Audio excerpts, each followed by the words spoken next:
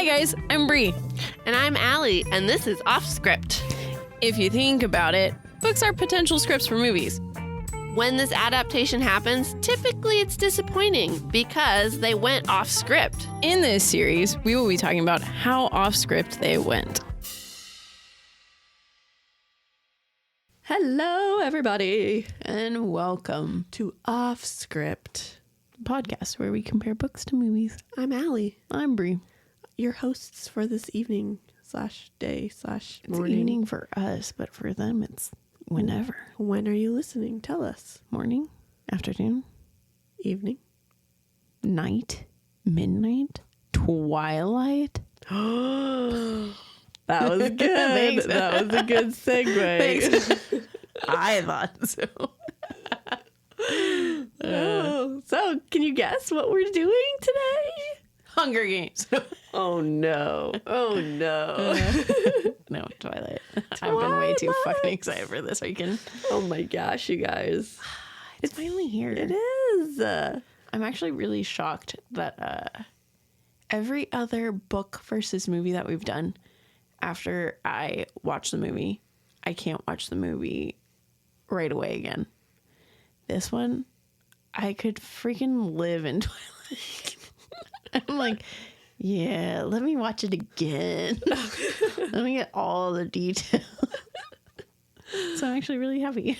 Well, that's good. I was kind of nervous. Yeah, I know. Watch it ruin your comfort movies, but it didn't. Yeah, no. That's good. It ruined Harry Potter 6. I finally.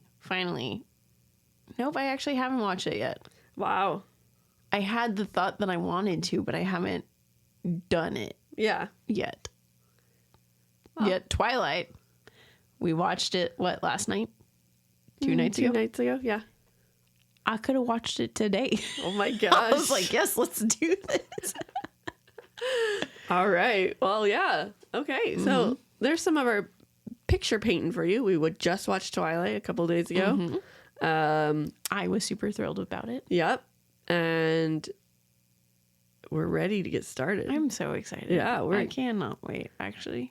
Good. I just 2 nights ago when we were watching the movie, I was telling Allie I couldn't stop smiling, and I can't stop smiling right now. No. I was so excited. I was like, I love this movie Aw. and book.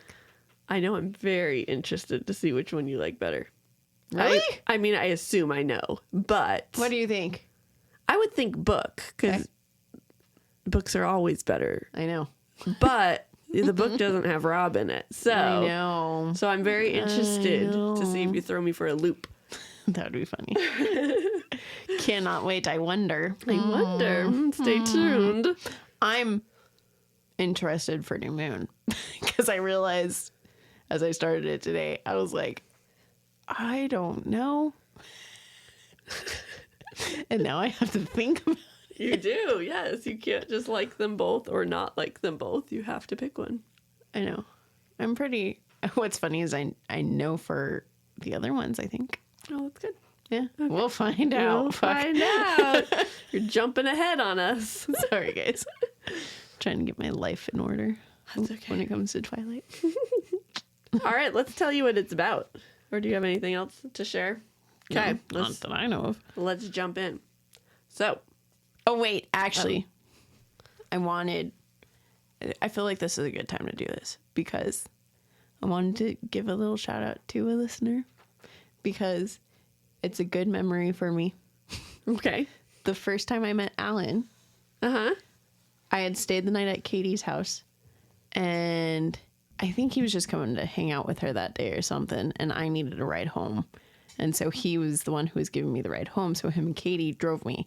And it was the first time I met him, so it was kind of awkward. And I was riding in his car, and we're, making small chit-chat.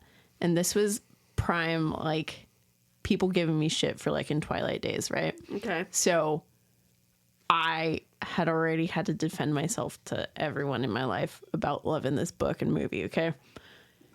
And he's driving me home and starts talking to me about Twilight. And in my head, I was like, this asshole is really about to start making fun of me for this. And then we kept talking because, I also was like, I see what he's doing. He's being my friend's boyfriend. and wanting to like form a bond over something that like he knows that I like. Right. But he's about to make fun of me for it. But then he started talking, and I think he said he was Team Jacob. I can't remember. You'll have to correct me if I'm wrong, Alan. But I remember him talking, and then he said what team he was. And in my head, I was like, wait, holy shit, what? You do like Twilight? Yeah. I was like, wait, you're not about to flip me crap. And then that's when I instantly was like, oh, Katie chose a good one. Aw, that's when you knew they were perfect together. That's so cute. Because you liked Twilight. Not the relationship, just that he likes Twilight. You treat my friend great? Good. You like Twilight? Perfect. You're the one. That's awesome. Okay. Oh, gosh. All right, let's do this. So, our synopsis. Mm-hmm. High school student Bella Swan moves from sunny Phoenix, Arizona to rainy Forks, Washington.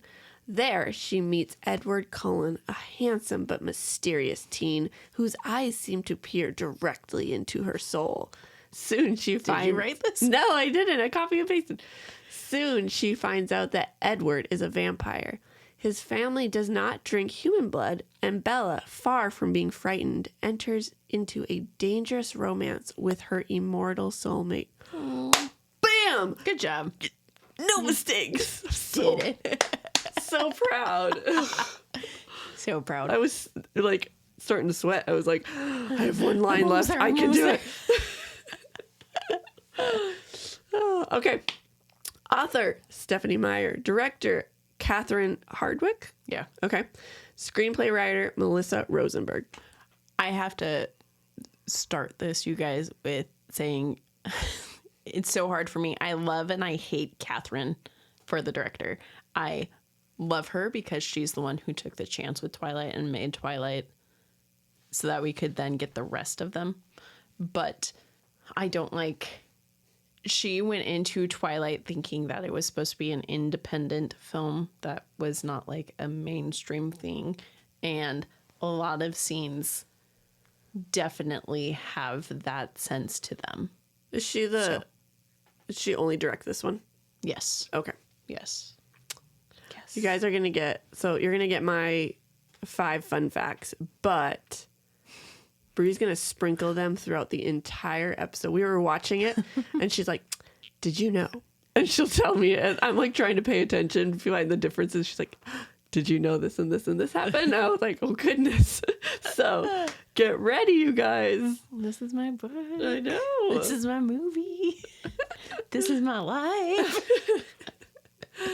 All right. So the book came out October 5th, 2005, and the movie came out November 21st, 2008. All of the books have... Already? I know. Gosh, we just haven't even gotten to compare it yet. All of the books have been released by the time this first movie came out. Mm-hmm. Which... I knew that because I had to read all the books before the first movie came out. That's kind of impressive because the last book came out in August. Mm-hmm. I guess not impressive for you. Thanks. Not impressive. Yeah. So it came out, the last book came out a couple months before the movie. I'm pretty positive I only started reading it. Oh, wow. That means I read it like a month or two right after it came out. That's impressive. That's actually really...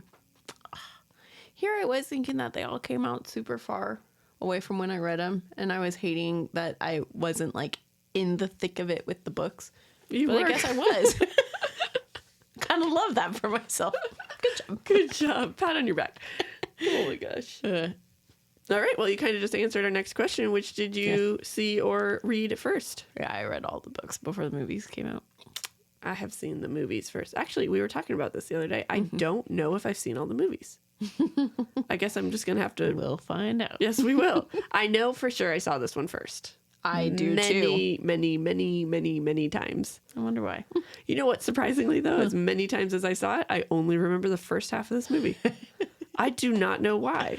I could see us like either I checked out or like guys, we would start the movie, but then we'd, just start talking. And then... Well, I also got to the point where I had seen it so much that I would come up, kind of like what we did with Harry Potter and the Goblet of Fire, where I would just like Carlisle busts in the door and goes, I heard the chief's daughter was here. And I remember when I would watch it with Sarah, Sarah would be like, I heard you're hot. So you'd start doing your own ad-libbing with it. Yeah. Oh, okay. Yeah. Okay. Cool. Mm-hmm. All right. Your initial thoughts of the story. I wonder. I hate it. It's perfect. I love it so much. I don't know what else to say. Oh, well, it's a great description. Yeah. I was surprised. I really liked it. I actually have been so surprised, you guys. Like, I've been waiting for her to text me and be like, oh my God, when is it going to be over? Oh, no. I've actually... So, we said this in a mini-sode that came out a couple months ago, that Brie was on her vacation, and she's read Twilight and Midnight Sun. Yes. Which back is to back. the Edward, for those who don't know, the Edward side of Twilight. Mm-hmm. And so she's like, don't read it yet because, you're going to get way ahead. And I was like, okay, fine. And so I decided to read it instead of listen to it because I'm a slow reader.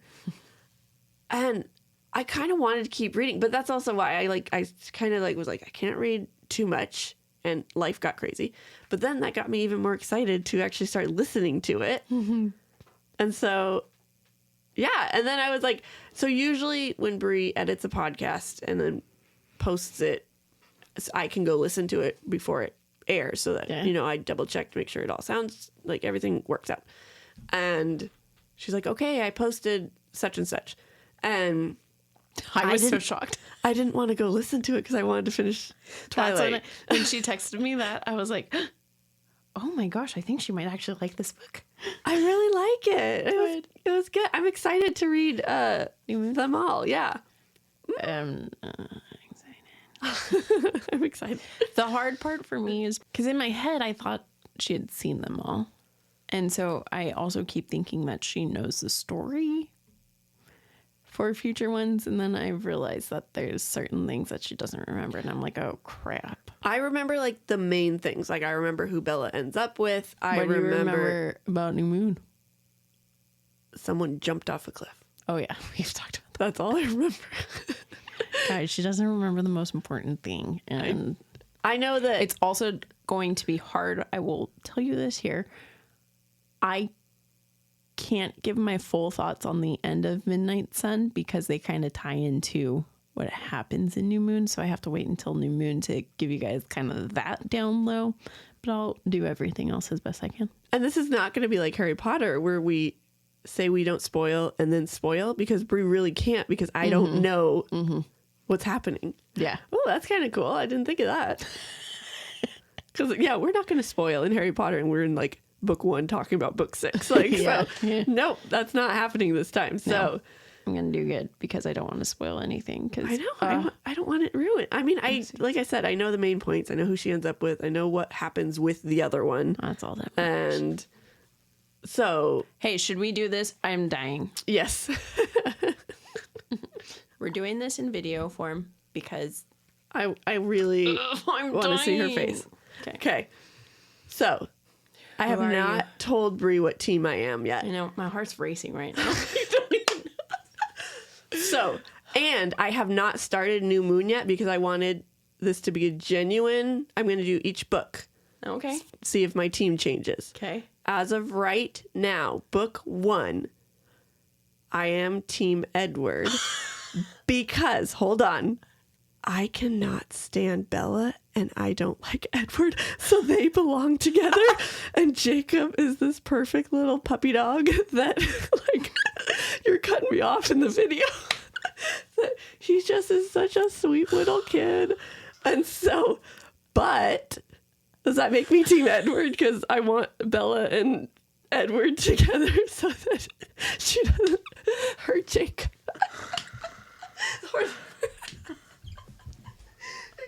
I feel like I crushed her soul. She was dancing excited, and then she looks so mad right now. I'm excited that you're Team Edward, but I don't like your reasonings. He's just creepy AF. Oh my gosh. He's a vampire. Yeah, Bella's the psychopath in this whole let's be situation. honest, yeah. She's crazy. Yeah, she probably doesn't deserve either of them. No, But no. I deserve Edward. But I want to see. You're going to hate him even more, I think. But I'm wondering if I'm interested to see, because I don't like Jacob. After this book, I am honest, and I'm like, I don't understand. I just don't. It doesn't fathom to me how there's a team aspect with how obsessed she is with Edward. That's what gets me throughout the whole series, because like her obsession never goes away.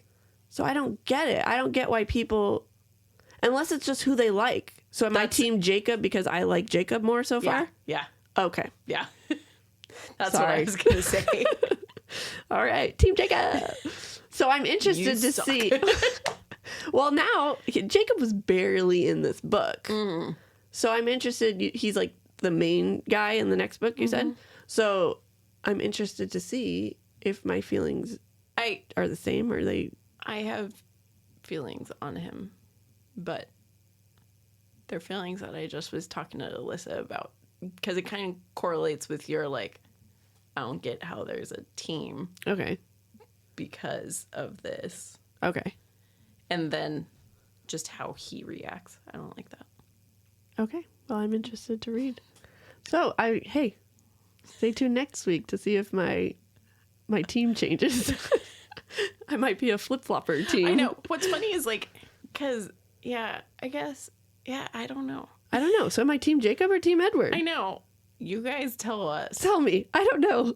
Because I do feel like I'm confused. Team Edward, like, I want her with Edward, but it's also because I like Edward more. Right. Whereas for her, well, I like him for her, and I like him in the movie, because you know what my mom told me today? What? She told me that Rob was not a good Edward. Yeah. So your mom recast him, basically. Yeah. She was like, he's too scrawny. And I was like, that's what makes him great. So I don't know. I don't know what team I am. I just don't like Bella.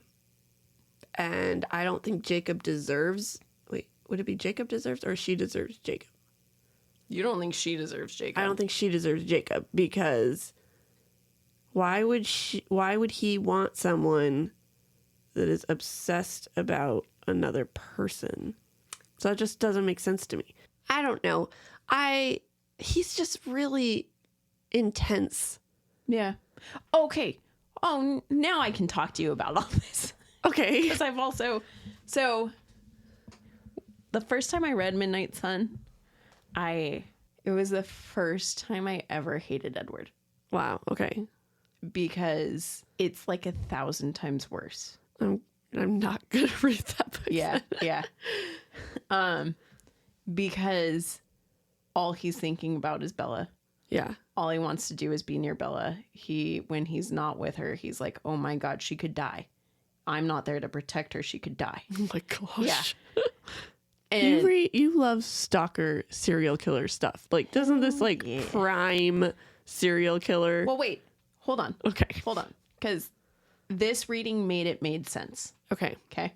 Especially since I had Bella's juxtaposition, and I was like, okay, Bella's just as obsessed with you. But basically, Midnight Sun makes him very intense. Mm-hmm. I do love it because there's a lot more backstory, and like he thinks about when Rosalie brought Emmett to the house, and like when Allison Jasper showed up, and like all of this, and it's great. But this read through, when I was reading it, I realized he has been going through 104 years or however long it's been, being able to read everyone's mind, being able to understand what's going on with everyone. Mm-hmm. So then he, first off, meets someone whose blood smells like heaven, mm-hmm. and whose mind he can't read. Mm-hmm. So think about it. If you're going through your day doing mundane things and nothing's piquing your interest, and then after so many months of that, something changes, what are you going to do?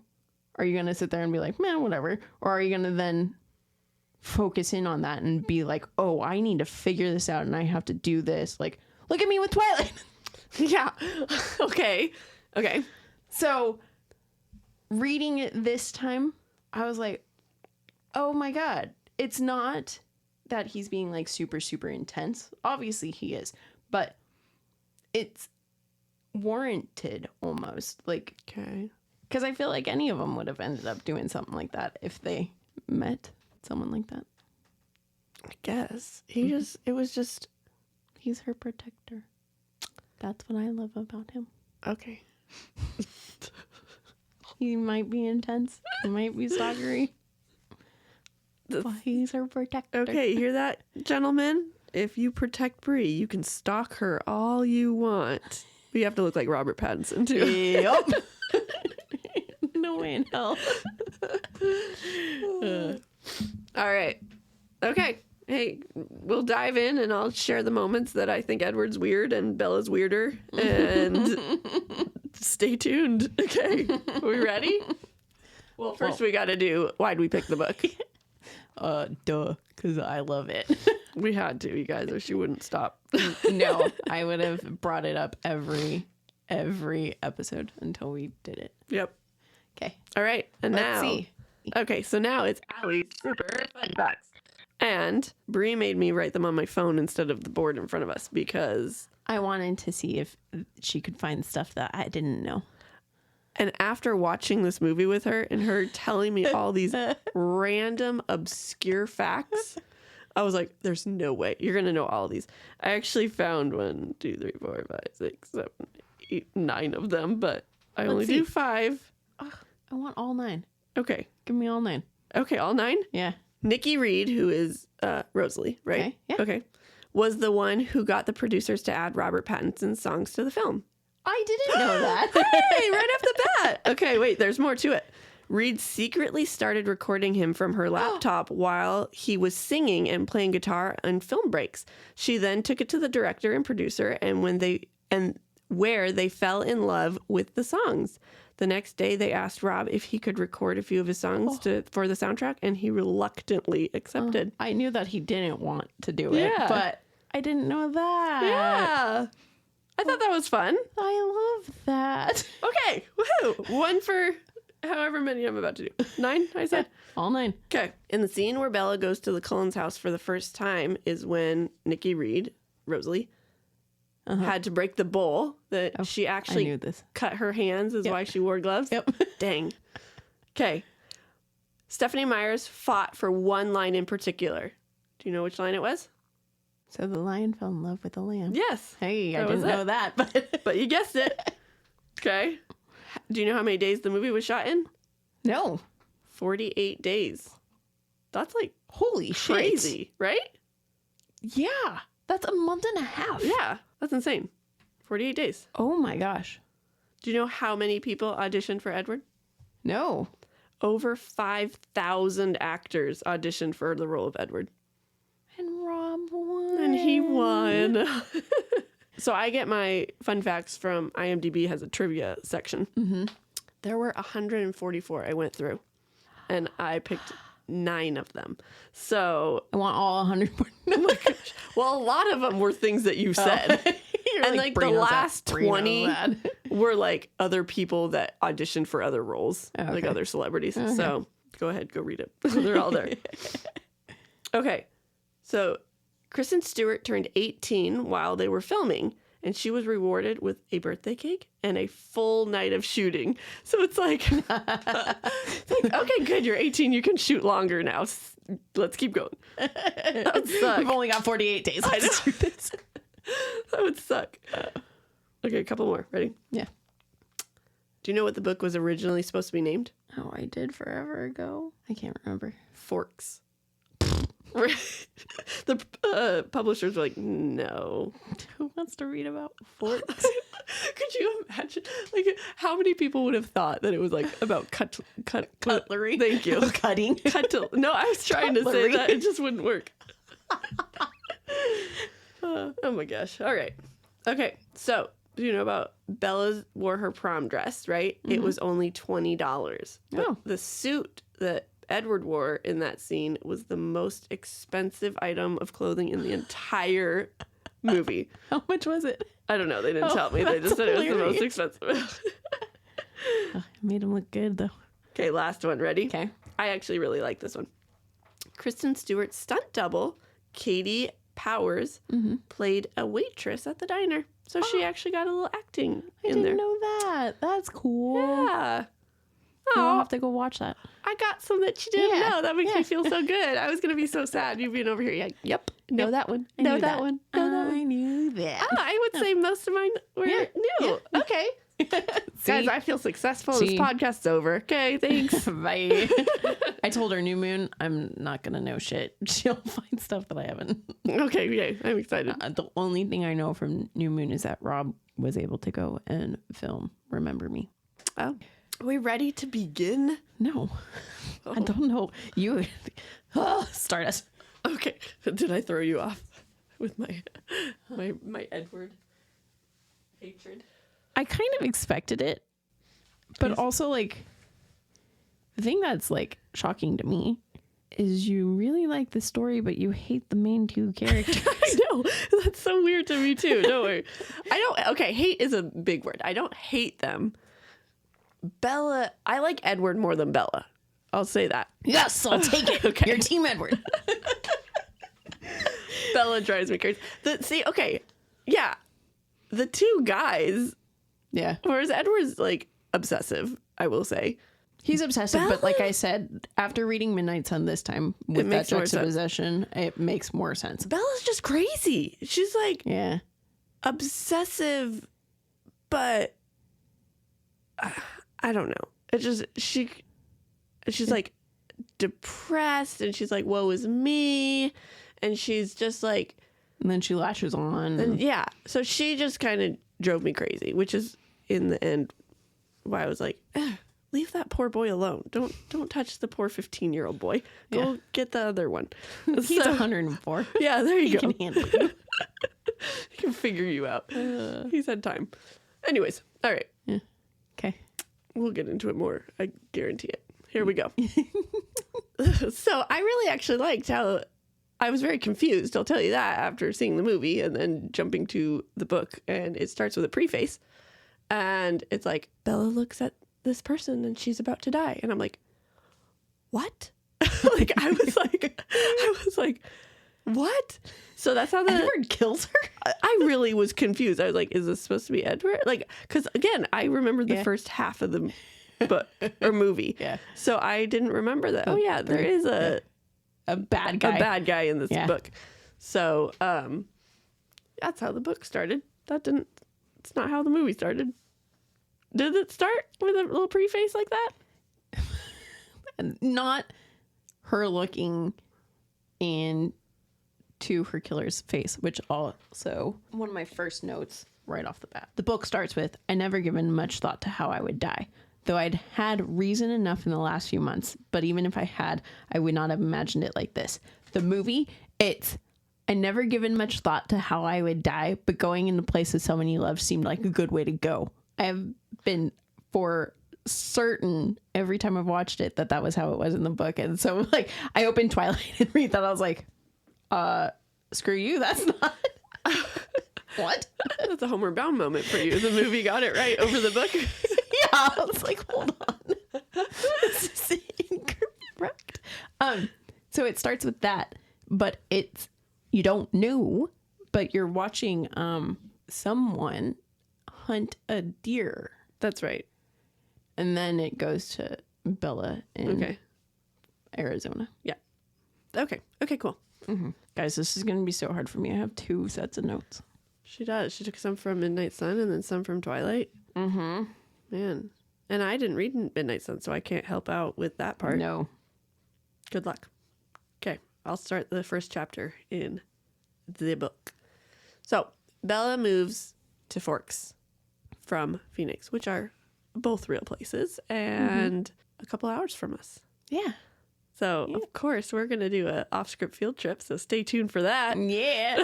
I'm so excited. So, her parents are divorced, and she stopped going to visit her dad because she just friggin' hated Forks. She's like, it's so wet and cold and gross. And so, but now all of a sudden she chooses to move back. This drove me crazy. I'm not even going to lie. Like, actually weird. So I went into this I never said why I didn't like the book. Oh, yeah, no. Why did you not like the book? So I tried going in with a very open mind because I was like, I can't go in like being negative about it.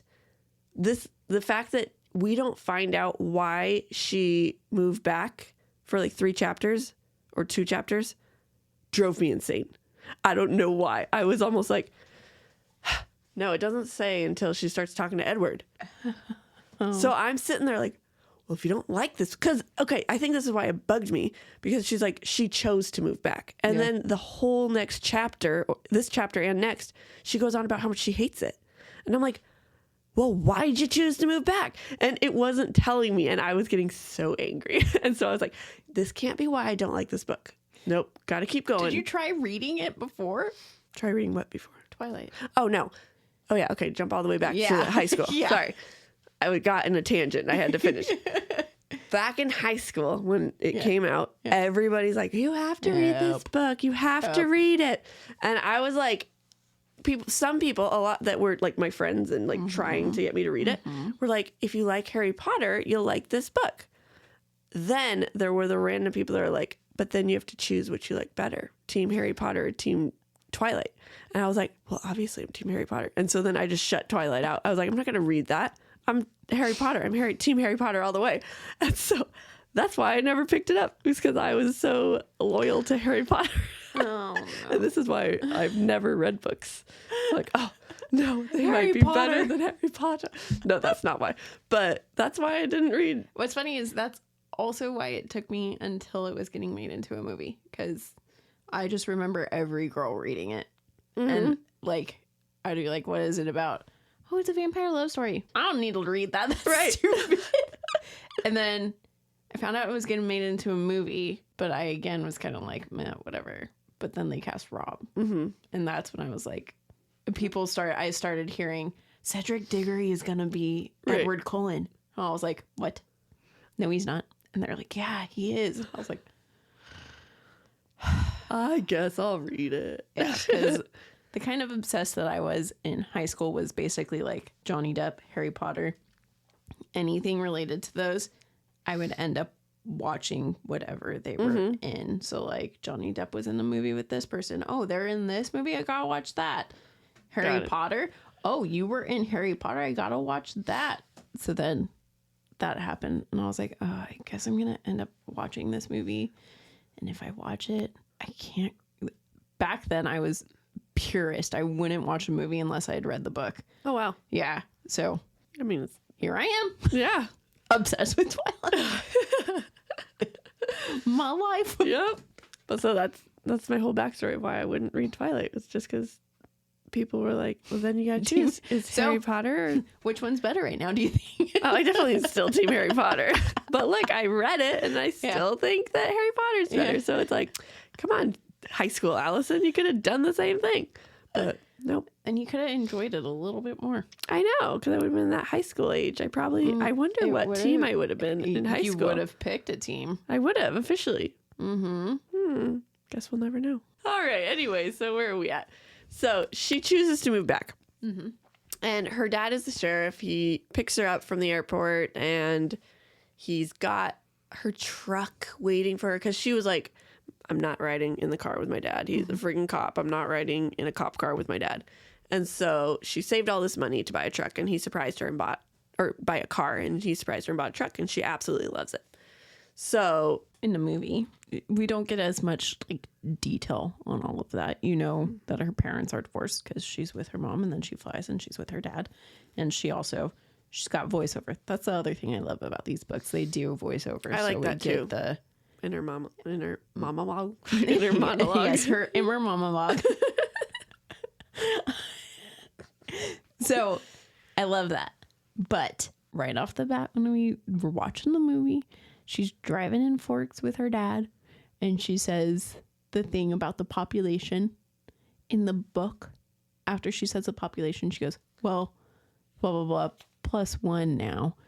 She didn't in the movie. And I swear every time I watch it, I always like go to quote and be like, +1 now. And it just goes on to the next line. And I'm like, oh. You guys remember how much crap Brie gave me for the first 2 Harry Potter podcasts. She's like, we don't need that. We don't need that. Skip.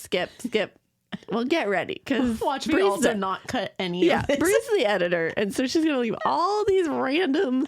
This Facts. one line said the wrong word right here in. So They just didn't add it. They didn't say it wrong. I'm just saying as an example. The freak in the beginning said it wrong. But anyways. Okay, so then Charlie doesn't have the truck waiting for Bella when they show up. It comes after. Like, she gets settled into the house and, like, she's all, I love this because Charlie, he doesn't hover. And then you hear a honk honk. And then she goes to the window and there's her truck with 2 people. And, oh, we're meeting Billy and Jacob for the first time when they aren't in the book yet. Now it takes a little bit for them A hot minute. pop up in the book. Hot minute. Mm-hmm. Yeah. Yeah. And we're nowhere near Midnight Sun yet. So. Oh, okay.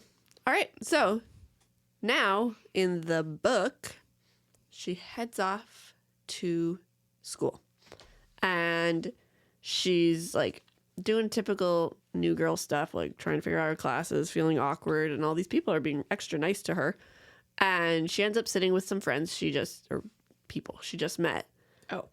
Okay. What's up? I forgot. Okay, go. In the movie, too, when Jacob and Billy show up, Bella immediately knew who Jacob was. In the book, that's not exactly how that plays out. Mm-hmm. We'll get there. Also, Billy and Charlie aren't really supposed to be on speaking terms at the moment. You don't know why, right. But they're not on speaking terms at the moment. Does that eventually get answered? Did it in this book? It did. What was the reason? Because Billy believes in the legends. Billy won't go to the hospital because Carlisle's the doctor. Oh. I don't know how I missed that. And then, you better not meow. You just want love. Come on. Come here, Sash. God, I need you to shut up, though. Oh. He can...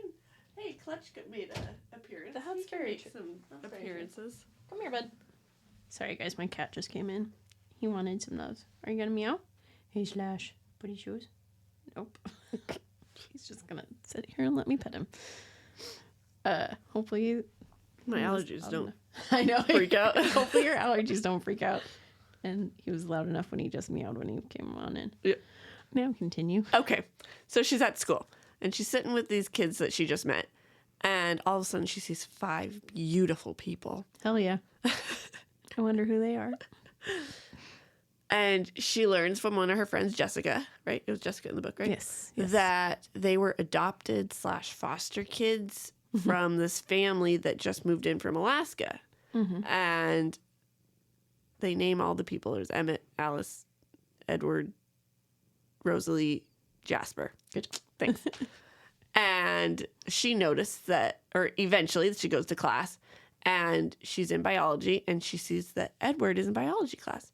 And he looks pissed. Hell yeah. He looks like black eyes. Like he looks like she's the worst thing in the world. Mm-hmm. And of course, the only seat in the whole class is right next to him. Could you imagine? That would suck. And so... No. I would be happy. I'm like, hey, sir.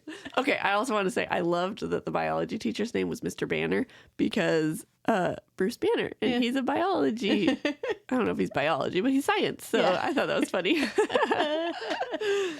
Anyways, so it's a horrible class. She's like sniffing herself because she's like, oh my gosh, do I smell bad? Because he's like plugging his nose almost and like scooting away from her. And then she goes... He doesn't plug his nose. He basically is like, in the movie he does.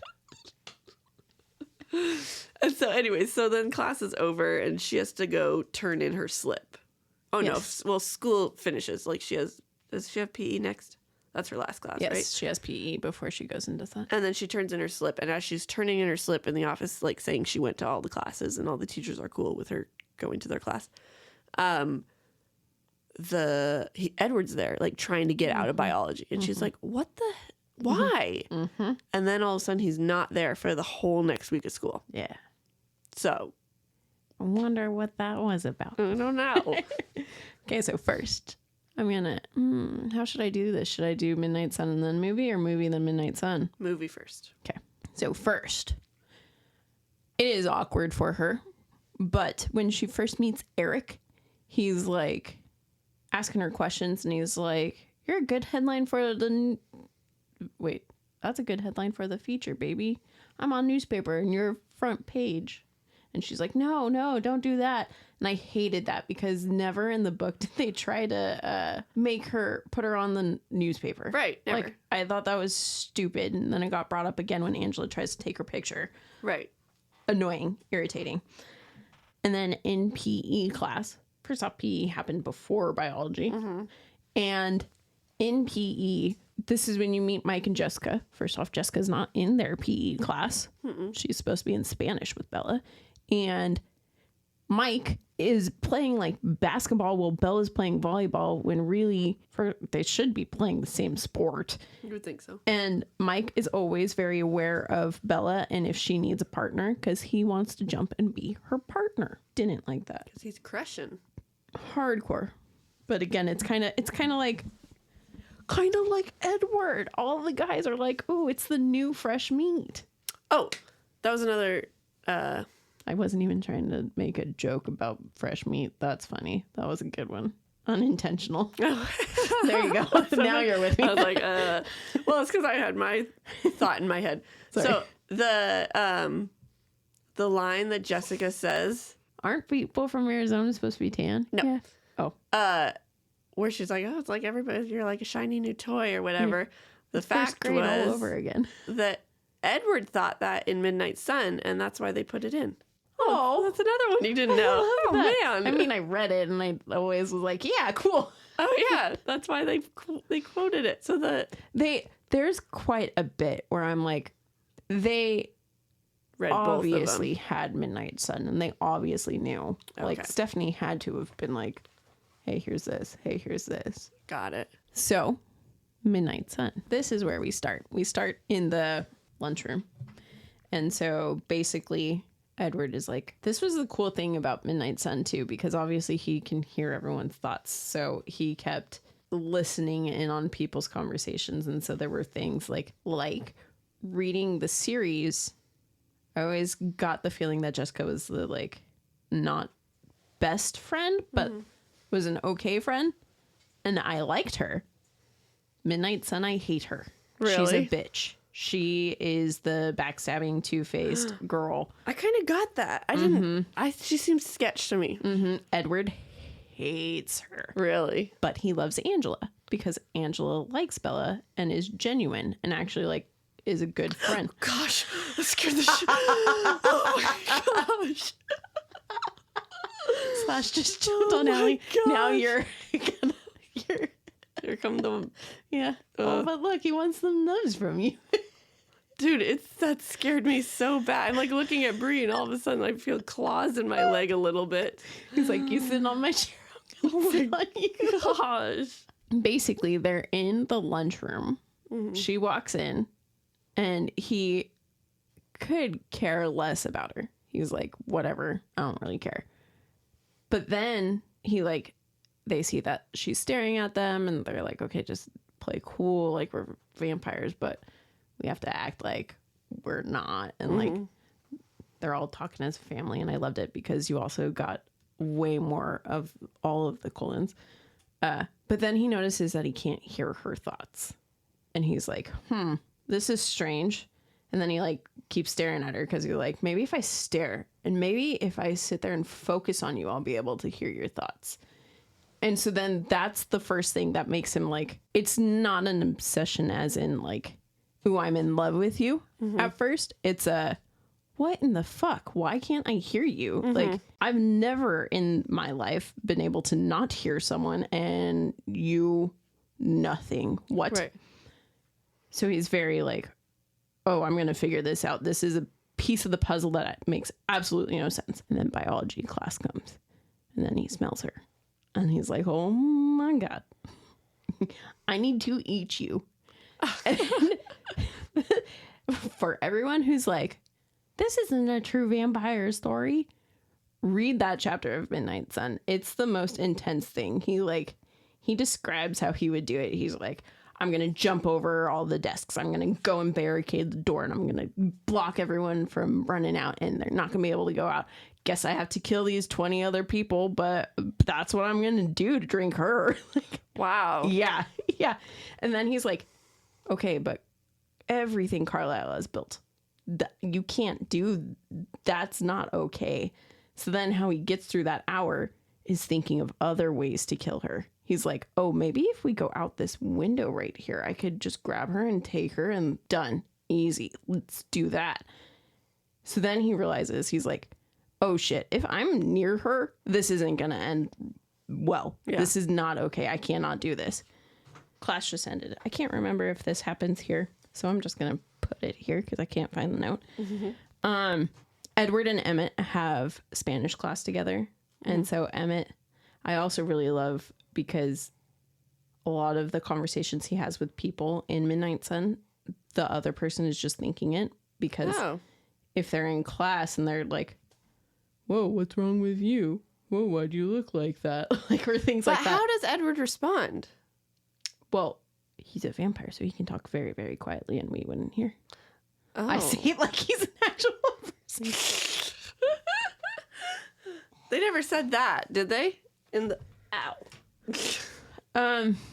Not well. Okay. Which is funny because I don't know when they say. I realized that because, like, in the meadow, when he freaks out at her, and she like quietly is like, "I'm sorry," when he's really far away. How does she know that? That's what I wanted to know. I was like, hold on. So I was also wondering that. But okay, but that's how. Okay, yeah, they're able to like get things by without us knowing, or he just sits there and like nods or shakes his head or writes it or whatever. But I don't think this was yet. I think this was later. But Emmett basically tells Edward that Alice saw him making a big mistake and like booked it from her class with Emmett to go to the biology building. Wow. Because she saw him killing Bella. Wow. Yeah. And so I was like, dude, Bella doesn't even fucking know. Like, even when she ends up with him, she's still like, oh no, he loves me. Oh my gosh, always. She didn't almost kill me. Yeah. Ugh. So when he goes to the office to get out of there, he's like, this is the only way. This is the only way I can not kill her, keep coming to school, and not ruin everything Carlisle's done for us. Right. Like, only way. And so he's like, he doesn't call it dazzling until Bella says it, but he's basically like, I know she likes me. Like, she usually will help me out if I just lay the charm on a little bit. Right. So he like, hey, I need out of this class. And she's like, I can't. I'm sorry. There's no other classes. Yeah. And he's like, I don't care if you just, I don't even need to take a biology. Make me do it next year. That's fine. I just need that period free. And she's like, I'm sorry. I don't think anyone will like, this isn't something you should talk to your parents about. Right. And he's like, no, I think. And then Bella comes in. Okay. And then everything starts. He's like, oh, I smell her. Oh my gosh. Now there's only 2 people in this room, her and this person. I'm going to kill them both. This will be easier than the classroom full of everyone. Oh my gosh. So then he books it. He's like, fuck this. I can't do this. And he's out of there. Wow. All right. And then he's not at school for the next week. Yeah, he's in Alaska with the Denali's, which is nice because you get a chapter with the Denali's who you don't know about. I don't. So I eventually know about? Yeah. Okay. Yeah. And so I can't really explain his trip. Okay. That's because fine. I don't want to be like, well, this happened. Okay. That's fair. So. No spoilies. Yeah. Okay. All right. So back to the Twilight book. I almost said the movie. So eventually Edward comes back to school and he acts like nothing happened at all. He's like, hey, I never got to introduce myself. I'm Edward. And they had a decent conversation during class, sort of getting to know each other. Bella asked Edward if he wears contacts because his eyes are different colors. And this is when we find out that Bella moved to Forks because her mom married a minor league baseball player. I realized I put major league, it's minor league. And he is on the road a lot, and her mom was always sad that she couldn't go on the road with her or him because she was home with Bella. And so she selflessly moved to Fort. Selfishly. Bitch. Oh, and so then even with all this conversation with Edward, she still feels kind of awkward, but like very charmed by him. Hell yeah. And those golden eyes. Yeah, sure. And the fun behind the scenes with all this that's like not super important. Well, I mean, it is eventually, but is that it was a snow day and everyone's so excited. I just was like, oh, Bree's Bella. Because Bella hates the snow. And everyone was so excited. And so I just thought that was a funny moment. I sympathize with her so much. I was like, yes, it's melted. So in the movie, after her first day at school and Edward's a dick, we go to a diner scene where we meet a random ass character named Wylan. It's important for what gets brought into the movie earlier, so it makes sense why they did that, but still, I didn't like it. I especially didn't like because this is the first time you see them eating dinner at the diner. And in the book, Bella is a cook. Bella is the one who goes and grocery shops for Charlie and like makes dinner and is very, I have to cook dinner for Charlie every night. He needs me to take care of him. And I love that about their relationship. And so this doesn't really happen in the movie because of that. You also miss out. I'm surprised you didn't have this. Renee has been in the book emailing Bella nonstop. Oh yeah. Because Charlie, one of the like things she made Charlie do before Bella moved there was get a computer for Bella so that they could email each other all the time. So Renee's been nonstop emailing Bella, and so she boots up her computer and like sends quick emails. And I always feel bad for Renee because Bella's emails are like, "Mom, I'm fine. Doing homework. Bye." Yeah, I know. They really are. I was like, ooh. If my kid moved away from me, I'd be like, she's dying. Tell me more. Yeah. So I'll go to now Midnight Sun. On Edward's trip, the one thing I can say is Edward was deciding. Edward didn't plan on coming back. He was going to stay away because he didn't think he could be strong enough to not kill Bella. And so he didn't want to come back, but he knew it would crush Esme. And he was like, I can't do that to her. Like when he left, Alice saw and he went and told Carlisle. That was it. Didn't tell anyone else because he knew Esme would be like, no, stay. We can figure this out. We can work it out together. Right. And so he was like, I can't do that. I need to just bounce. And so he leaves. So then he decides now that he's had a week away and his head is cleared and he's been hunting. He's like, this is something that I can do, especially since he's had time away before. And it's better, especially for someone who's immortal, to have their family, to have that connection. He's like, I can't really like leave them. And am I really that weak to let one measly person be the reason I'm not with my family? And he's like thinking maybe if when I go back, I don't have to go to school. Maybe there's other ways around it. So he comes back and is like, okay, we're going to try this out. We're going to like see what's going on, see if I can do this. So then he starts talking to her. And it's, of course, difficult. And so he, like, when she walks into the classroom, he breathes in a huge lungful of breath because he's like, okay, this is all I can do. I can't breathe in when she's near me. Otherwise, I'm going to try to kill her. And so I thought they didn't have to breathe at all. They don't, but apparently to talk. And I guess that makes sense because, like, if you sit here and talk on one breath for so long. Oh, I guess. Okay. Yeah. Yeah, so that's the only reason why they need to breathe, to talk. Interesting. Yeah. And so they talk, and he's liking her a little bit more, and he's more intrigued, especially because he can't read her thoughts. He keeps thinking that something's going to, like, bring whatever it is down, and he'll be able to hear everything. And so that's why he just starts, like, getting into the harder stuff, because he's like, tell me, like, the fact that I cannot read your mind, I'm intrigued. I want to know. His other thing too, except for it doesn't like super get into it until after he saves her, but he's worried about the gossip she's going to be spreading. He thinks that she's going around like, Edward was trying to kill me. Like, oh yeah, Edward was, what the hell is going on?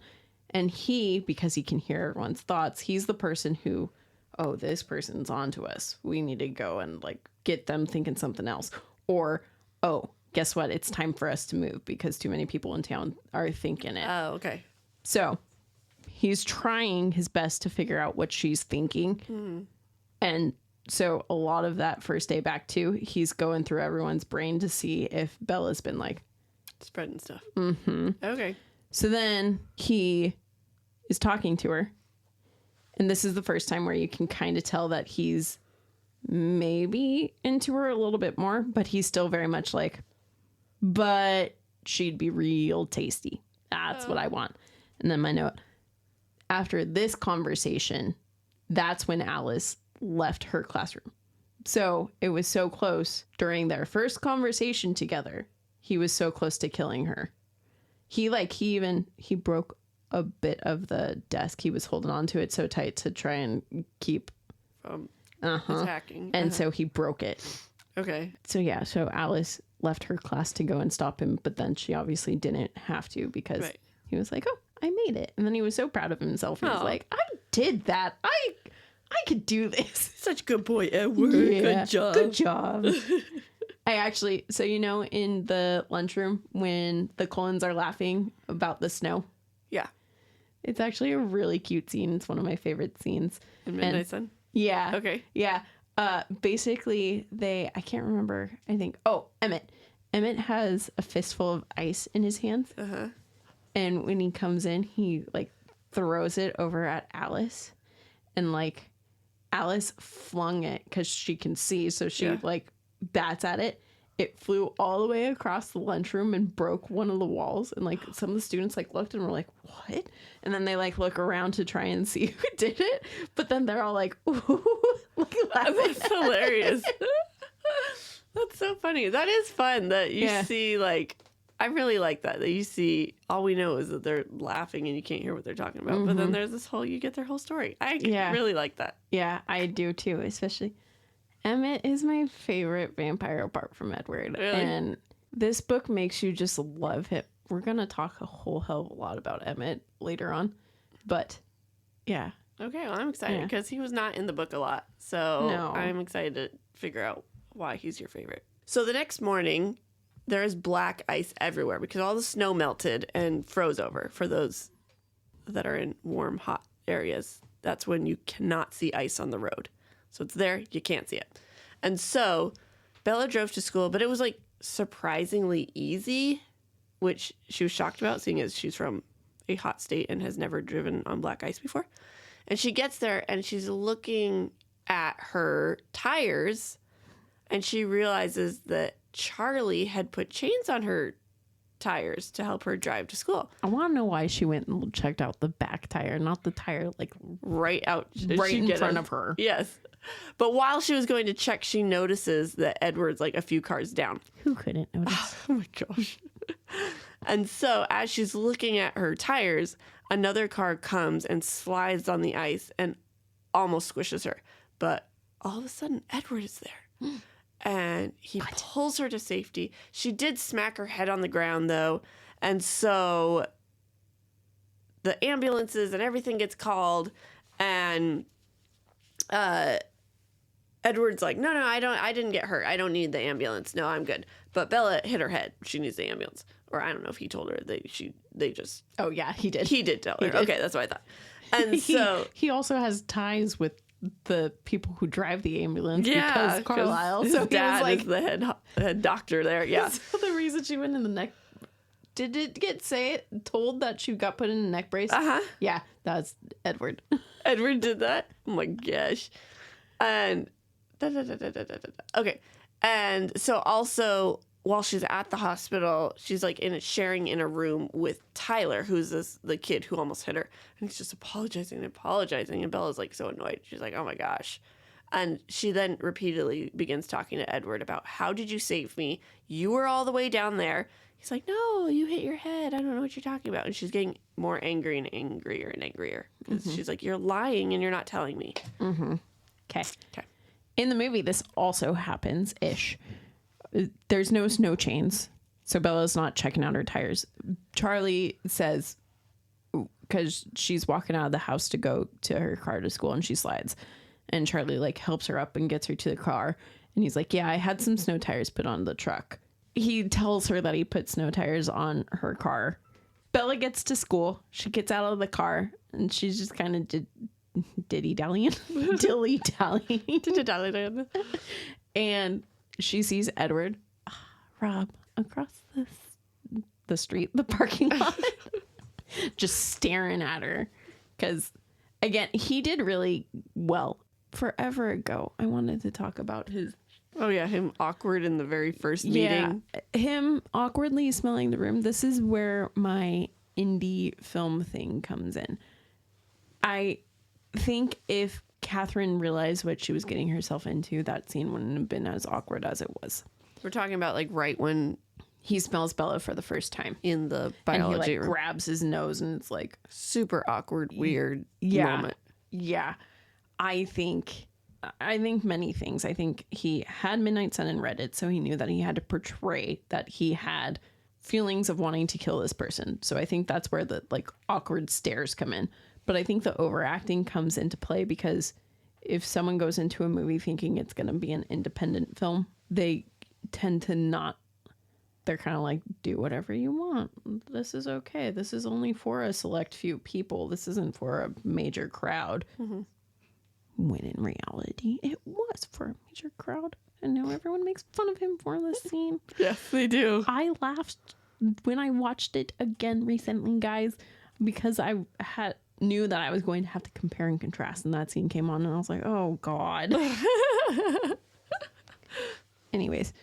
Fast forward. So he's staring at her from across the way. And what I was going to say here was, this is where I think him reading Midnight Sun comes into play, because why else is he staring at her, like, angrily from across the parking lot, apart from the fact that he can't hear her thoughts. Right.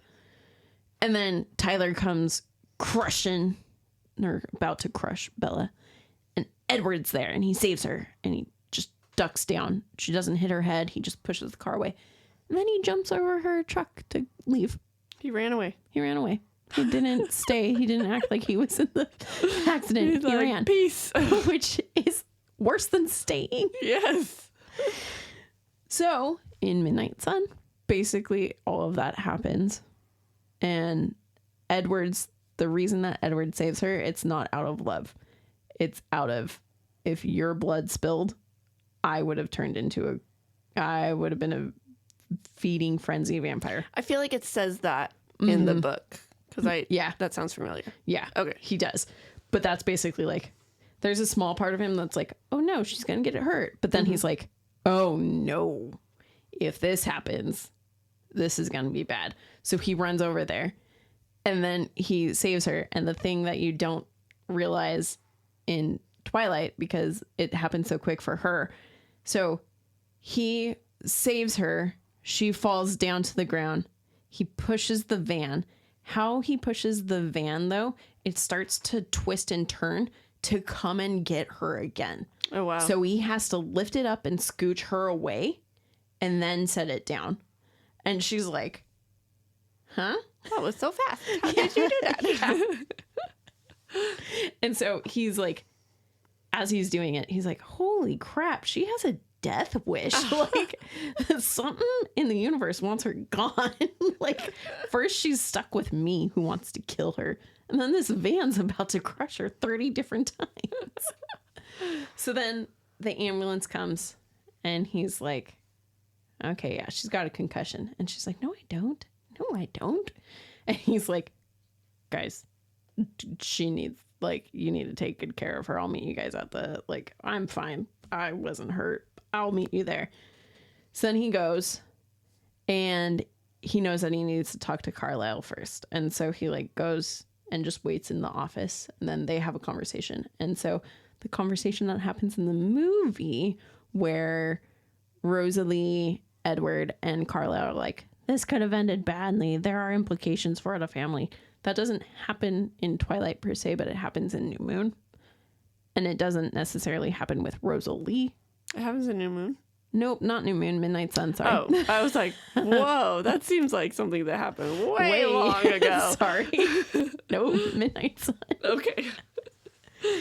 And then, and it happened, Rosalie, we'll get into Rosalie. So he kind of like goes and talks to Carlisle and is like, can you just go and make sure, like, can you also see if she thinks anything weird? Like, can you see if she's thinking that I screwed up?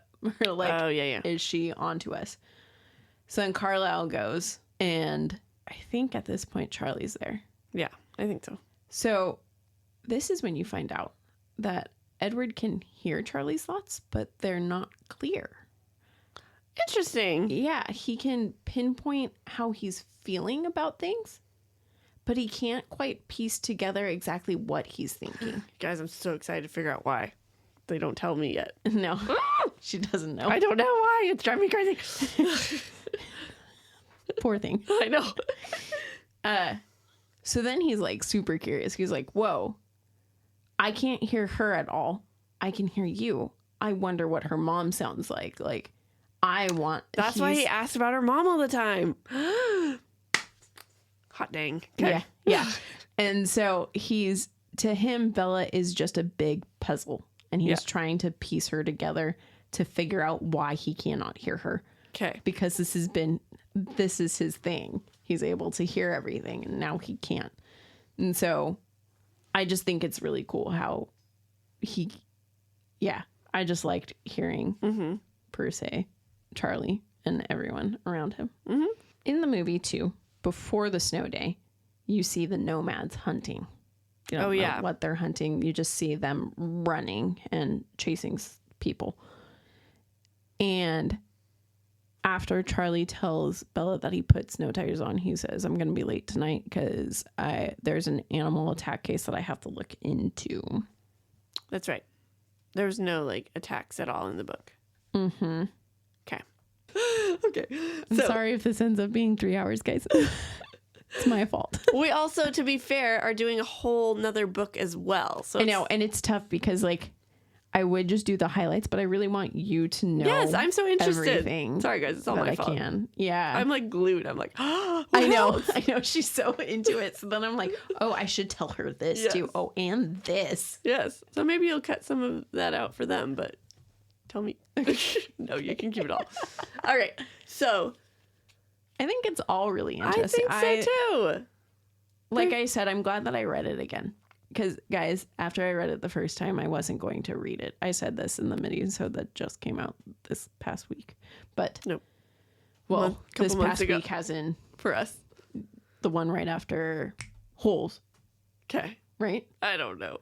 Was that right before Maddie. Yeah, right after Holes. Oh my gosh, you guys. So, I didn't want to read it again. And I didn't think I was going to ever. But I thought it would be really interesting for this podcast to do it in juxtaposition. But now I think that I would be able to go through and read it by itself again. Oh, that's good. Yeah, because it's just there's so much in it that I almost wish that they made Midnight Sun into a movie. Wow. Mm-hmm. Yeah, there's a lot about... There's some stuff that I'm not going to be able to tell you because it goes into certain stories that don't get told yet. And I love that because, like, as someone who's read the whole series, getting other stories that are from those books, I'm like, yes, give me more. Oh, I want more. That is really cool. Okay, cool. All right, so back to Twilight, the book. It's a girls ask dance coming up. So Jessica's like, please, I'm just gonna ask, can I ask Mike? I know he'd you guys are like maybe a thing. Bella's like, no, I'm not going to the dance anyways. I'm going to Seattle.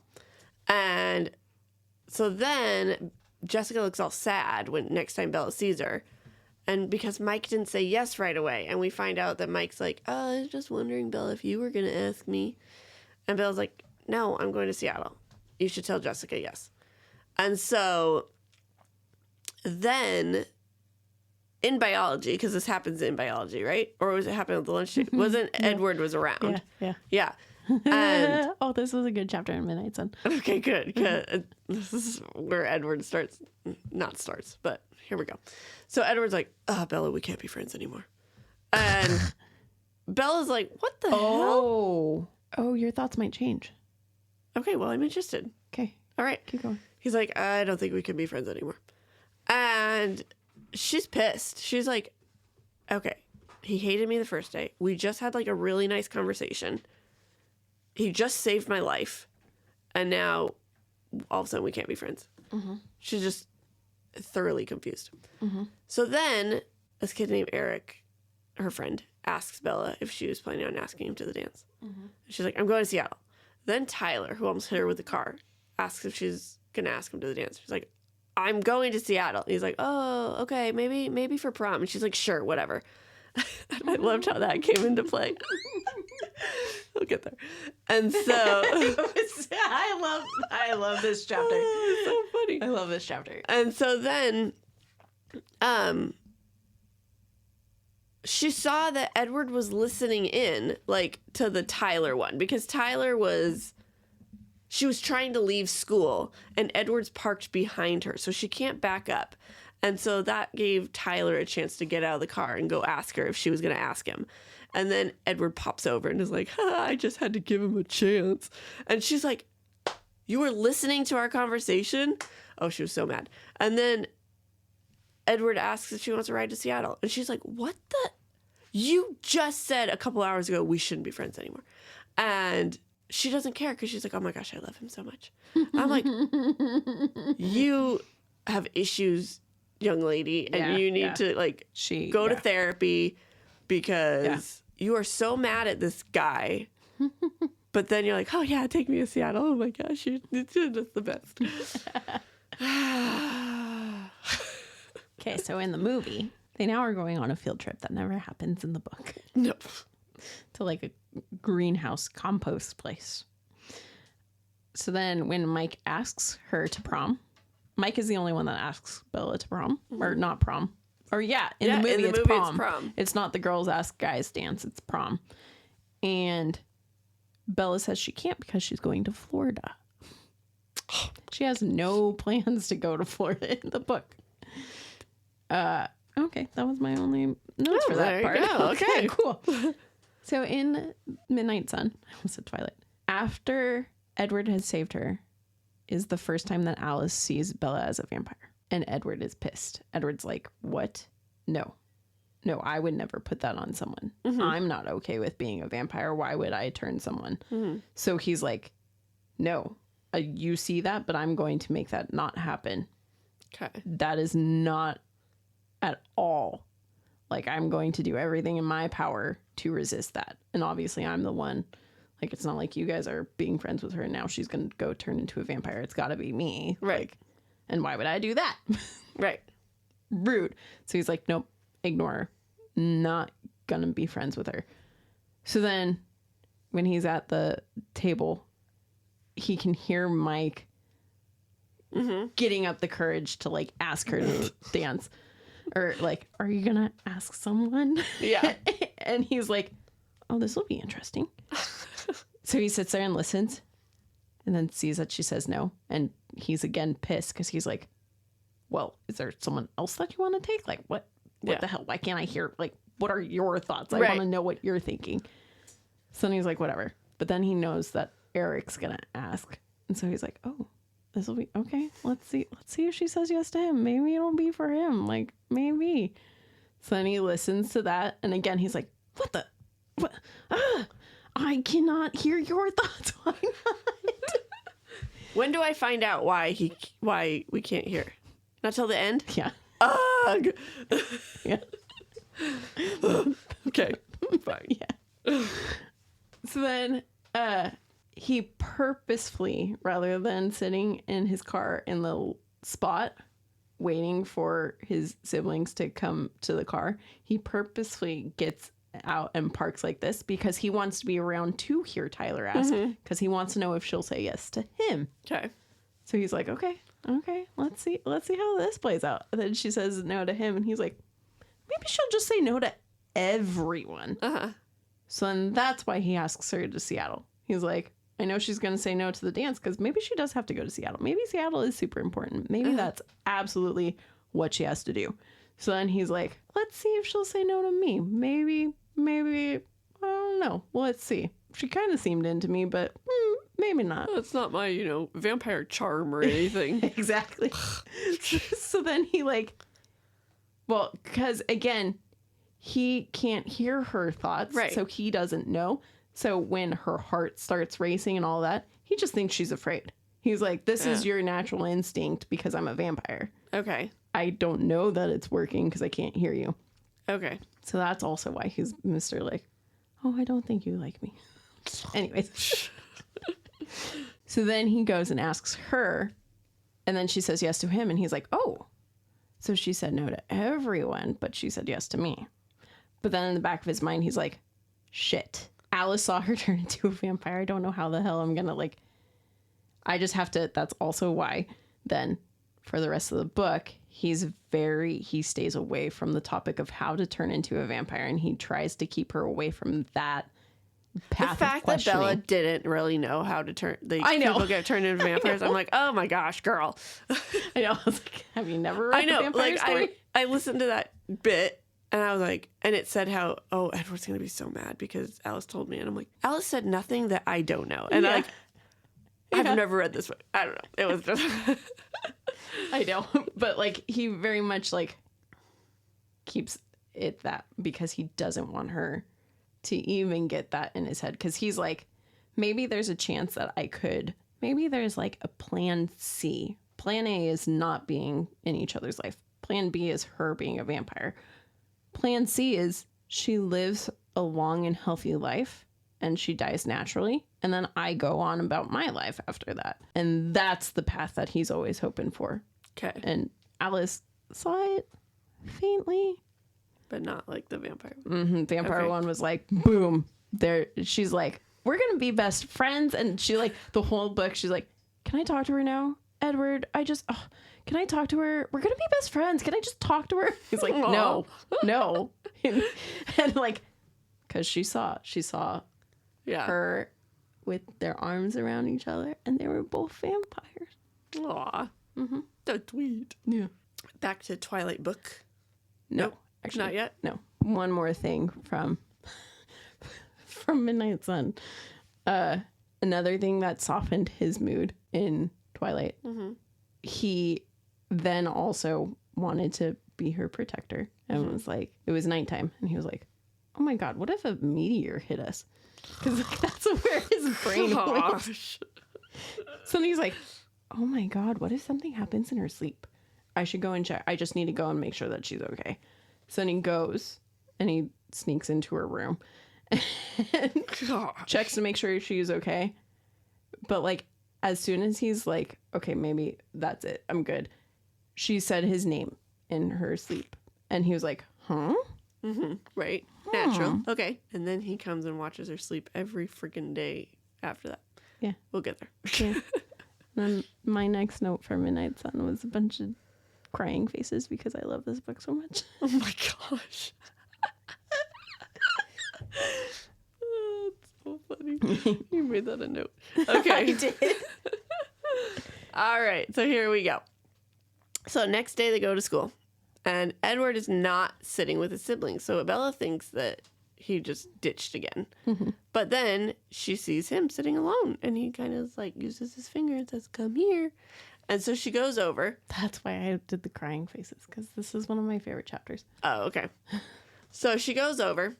And she got after him. Because he's for saying they shouldn't be friends. But then let's go to Seattle together. And they just start talking, and they start to get to know each other a little bit more. And I guess I'll stop there because then I go to biology. So you want to, or do you want me to keep going? If you want to do their lunch chit-chatting. Nothing notable happened. I was just very okay. You excited. Just love this. Yeah. Okay. Yeah. Okay. Then I'll keep going. Yeah. My next notable thing in Midnight Sun is a little bit later. Okay. Yeah. All right. So Edward, that's the other thing that I like about it, because I got to a point where I wasn't taking notes for Midnight Sun because it was very much the same. Yeah, like Edward gets to a point where he's very much an open book with some things. Okay. And so then I was like, okay, cool. We already learned this in Yeah. Twilight. Okay, Yeah. got it. Edward lets Bella know that he's skipping biology today. And we soon find out that they are testing their blood type in class. And Bella basically faints. Yeah. And Mike takes her to the nurse. But on the way, Edward stops him and is like, oh, no, I got this from now on. I got it. And Mike's pissed. So Edward takes her. And then another kid comes in after, like, they're chatting in the nurse office for a little bit. Then another kid comes in, and Bella's like, I need to leave right now. I can smell the blood. And Edward found this very interesting. He's like, oh, she can smell blood? And Edward took her home, and they're chatting the whole way home. And she started asking about his family because he had been asking about her family. And so he's very precautious and, like, tries not to say a lot, but doesn't want to look like he's hiding a bunch. And then when they pull up to her house, she asks him if he wants to go to La Push with her and her friends. And he's like, I shouldn't go. No, I shouldn't go. And she was a little bummed about that, but he and Emmett are going hunting. Oh, that's right. Or, oh, no, they're going camping. My bad. Camping, yes. That's right. My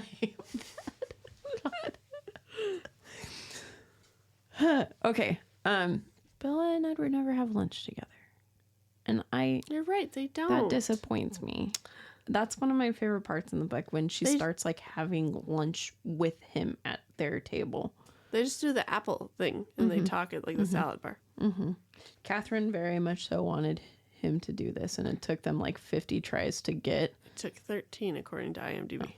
But, yes, they had to try it over and over again. Yeah. In the commentary, Rob says how much he hated it because they, like, put it on a string, and he was like, and just never got right. And Catherine's like, yeah, but it looks so great.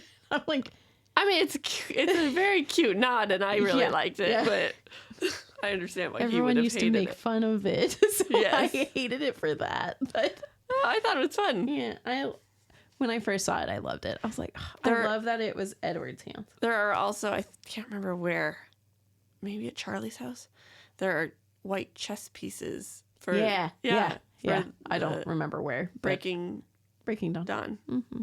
Yeah. I love it. I know. Did they put a knot in all of them? Are there flowers somewhere? And what are the other ones? Tulip and broken ribbon. No. They instead are at a salad bar, like Allie just said.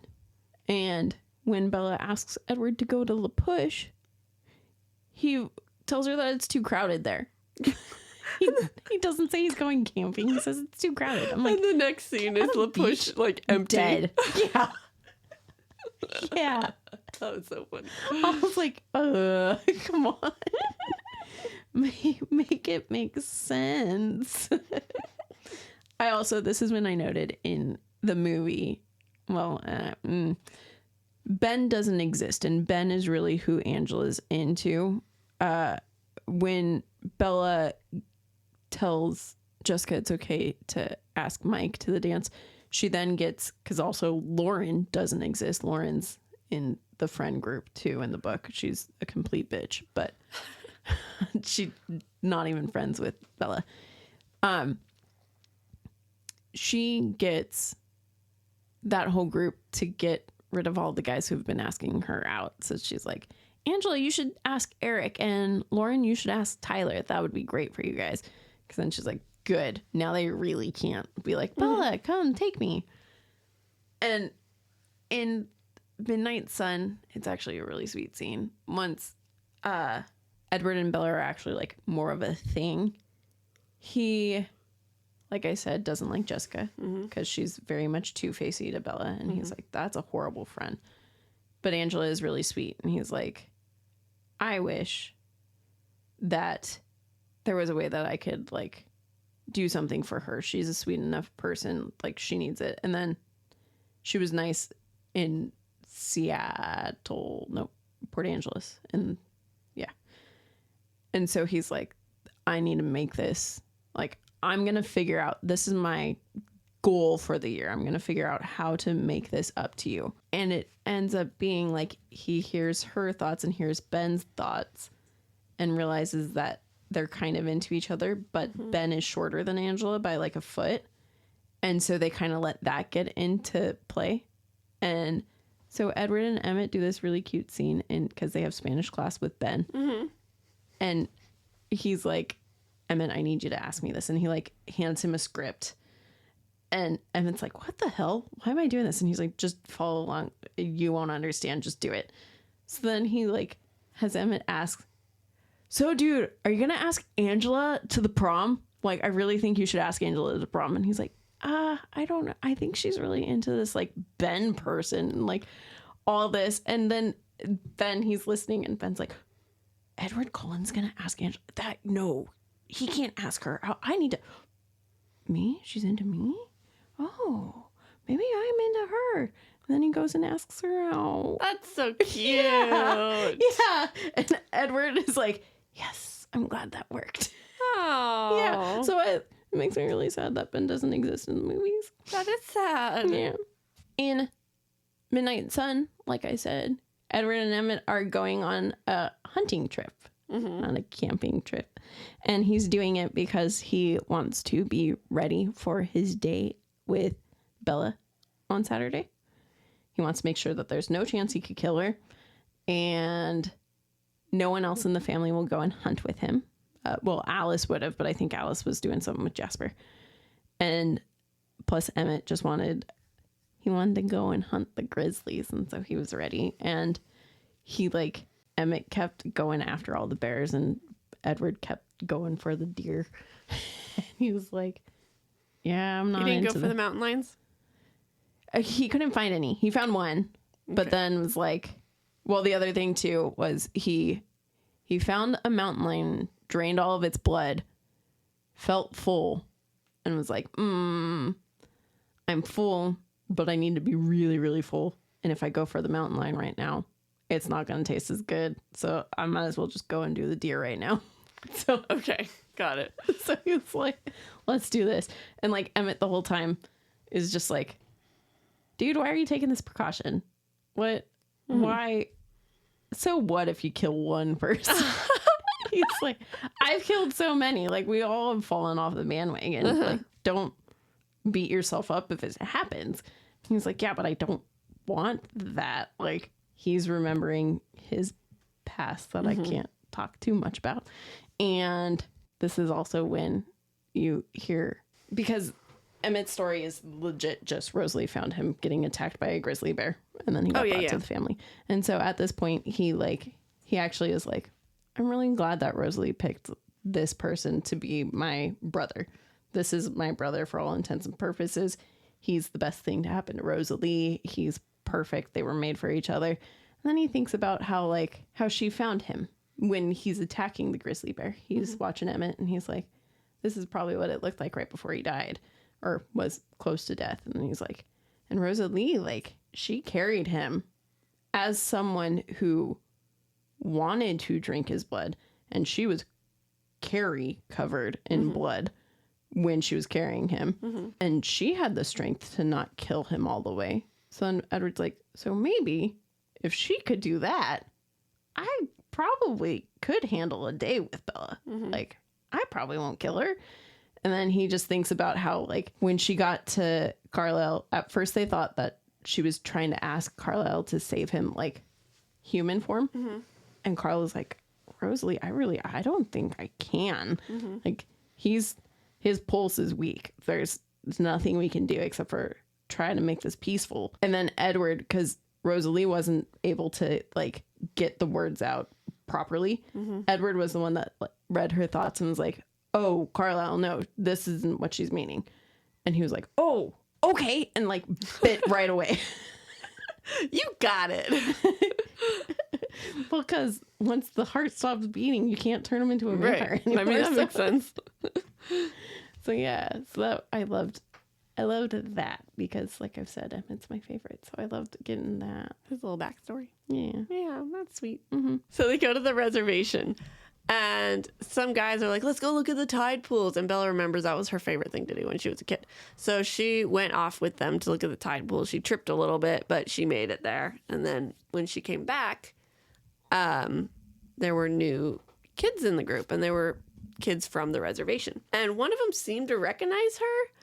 And he shares that his name's Jacob. He's the son of Billy, whose truck Bella has. And so they have a pleasant conversation, which Bella seems to be enjoying.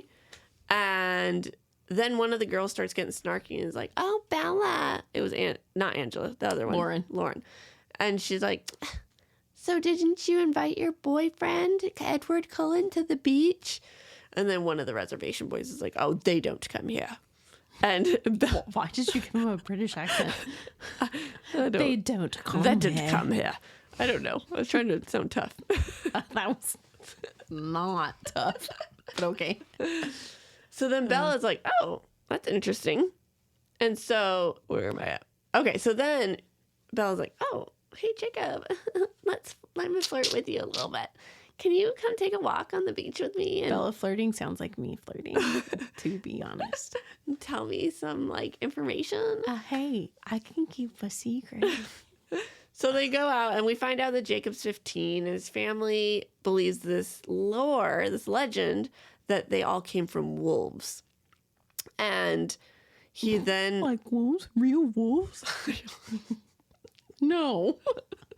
The fake ones. I thought that was so funny. And then, so he's like, yeah, but I'm not really allowed to talk about it. And Bella's like, oh, it's okay. And he's like, okay. And he tells her everything. I thought that was so funny. And so he talks about the cold ones, which are the vampires. And they don't get along with the wolves. And then there's about the pale faces, who are the humans, and they need to be careful around the cold ones, and all this story. He's like, oh, but it's just a story, though, which Bree informed me that he truly believes is just a story. Yeah. I thought that was hilarious that you didn't realize. I really didn't. I thought he was just like trying to be like Edward, like, oh no, the vampires aren't real, and like be sneaky with. That's the other thing that I really like about Midnight Sun, because the few times that Edward and Jacob are close to each other, so part of their treaty is that they're not supposed to tell the story. They're not supposed to tell the lore. So he technically violated the treaty right then and there. But because Edward can hear and is like, oh, this kid doesn't believe it. He's like, meh, whatever. It's fine. He goes and tells Carlisle and is like, hey, treaty technically did get breached, but it was to Bella, and it was by a kid who doesn't believe it. So, and Carl's like, okay, we'll just keep an eye on it in case things get out of hand. But for the time being, it's fine.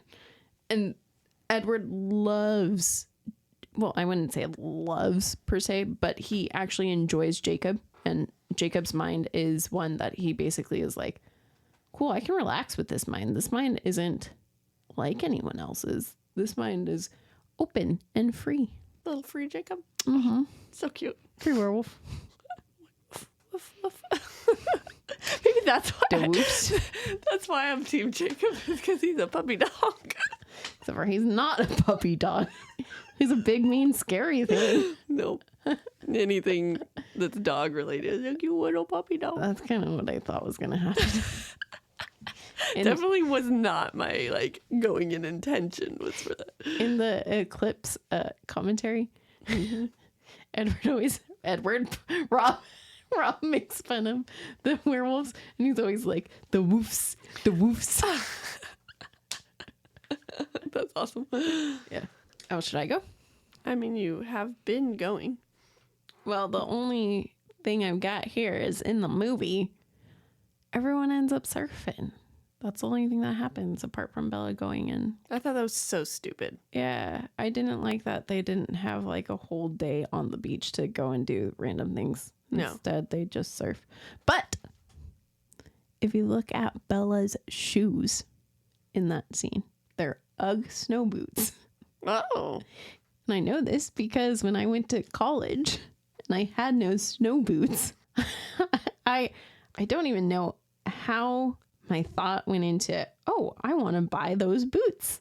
But I bought those boots, and honestly, they're my favorite pair of boots. Yeah. And when I wear them, I call them my Bella boots. My Bella boots. That's cute. Yeah. Okay, so I keep worrying that I'm forgetting any fun facts that I have about the movie, but I don't think I have any so far. okay, that's okay. I think you're doing good. Thank you. In the Twilight book, Bella woke up from a nightmare, and like in this nightmare, Edward's evil. Jacob turned into a wolf, and like basically everything that Jacob told her.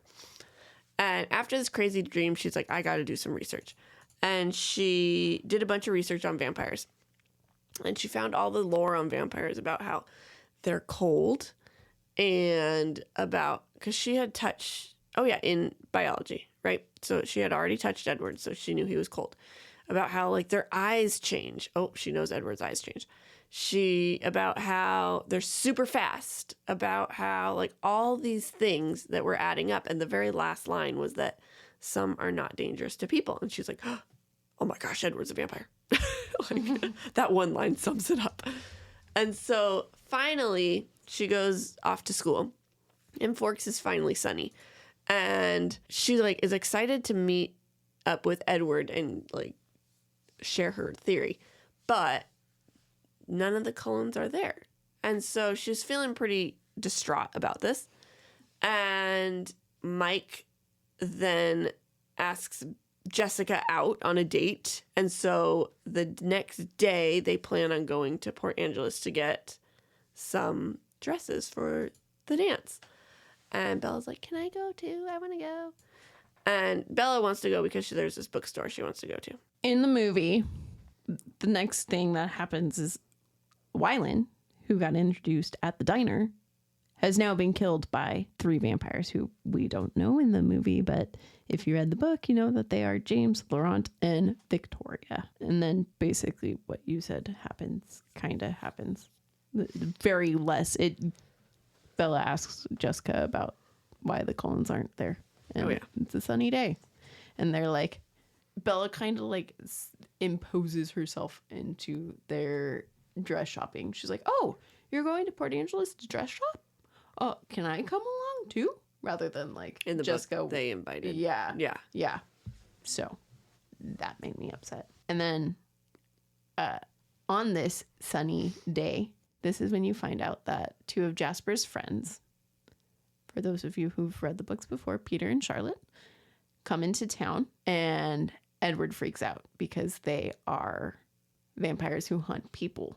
Oh. And they're nomads, and they're coming to see Jasper, so they're going to be in the neighborhood. And so he goes and stands guard for Bella because he's like, she's about to be lunch meat.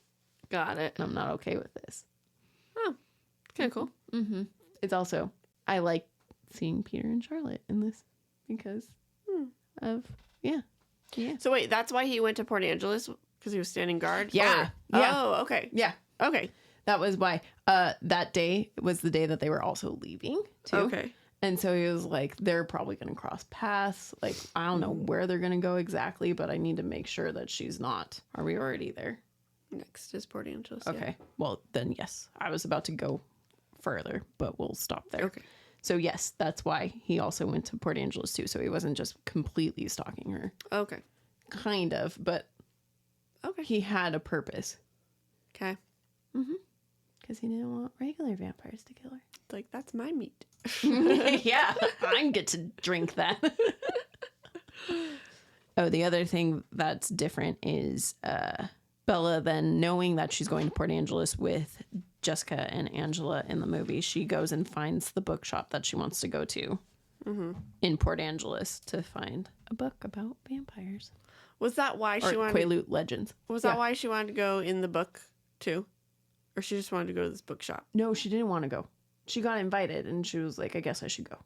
Oh, so that was her getting out of walking on the water because she didn't want to walk on the waterfront. Yes. She said she wanted to go to the bookstore. Okay. Yes. Because, I was like, watching the movie, I was like, I don't remember that being the reason she wanted to go to a bookstore. And so that's why. She wanted to go, she's a bookworm and their library has bigger books that she has already checked out and is very small. And so she was like, well, damn it, I need to go find something else.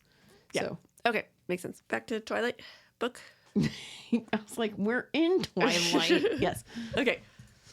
So while they're shopping, Bella's like, as this happened just at school, she's like, well, do the Cullens kind of like miss school when it's sunny out? And Jessica and Angela are like, oh, yeah. They like to go hiking or whatever. They're super outdoorsy. And so continues on. Bella's feeling a little bit better. And so Jessica and Angela decide to go on a walk on the water. And Bella decides she's going to go to the bookstore, which I just found out is because she didn't want to walk on the water. And on her way there, she gets a little turned around and she notices these 4 guys are kind of like watching her. And then they start tailing her. And 2 of the guys break off and they're like kind of hurting her to the other 2. So she's like in the middle of all of this. And they're like being aggressive, and it's kind of like they clearly have bad thoughts about what they want to do to her. Then all of a sudden, Edward's car comes out of nowhere and screeches up, and he's like, "Get in the car!" And she's like, "Okay." And she gets in the car. Like that, you're like, she was just motioning like that. She threw down her emergency brake or something. Get in the car, yeah. And so, where am I at? Okay. And then as they're driving off, he's like, "Bella, you need to calm me down or I'm going to go back there and kill those guys." And so she's like, "Did you know Tyler is telling people that we're going to go to prom together?" Which she found out from Angela and Jessica.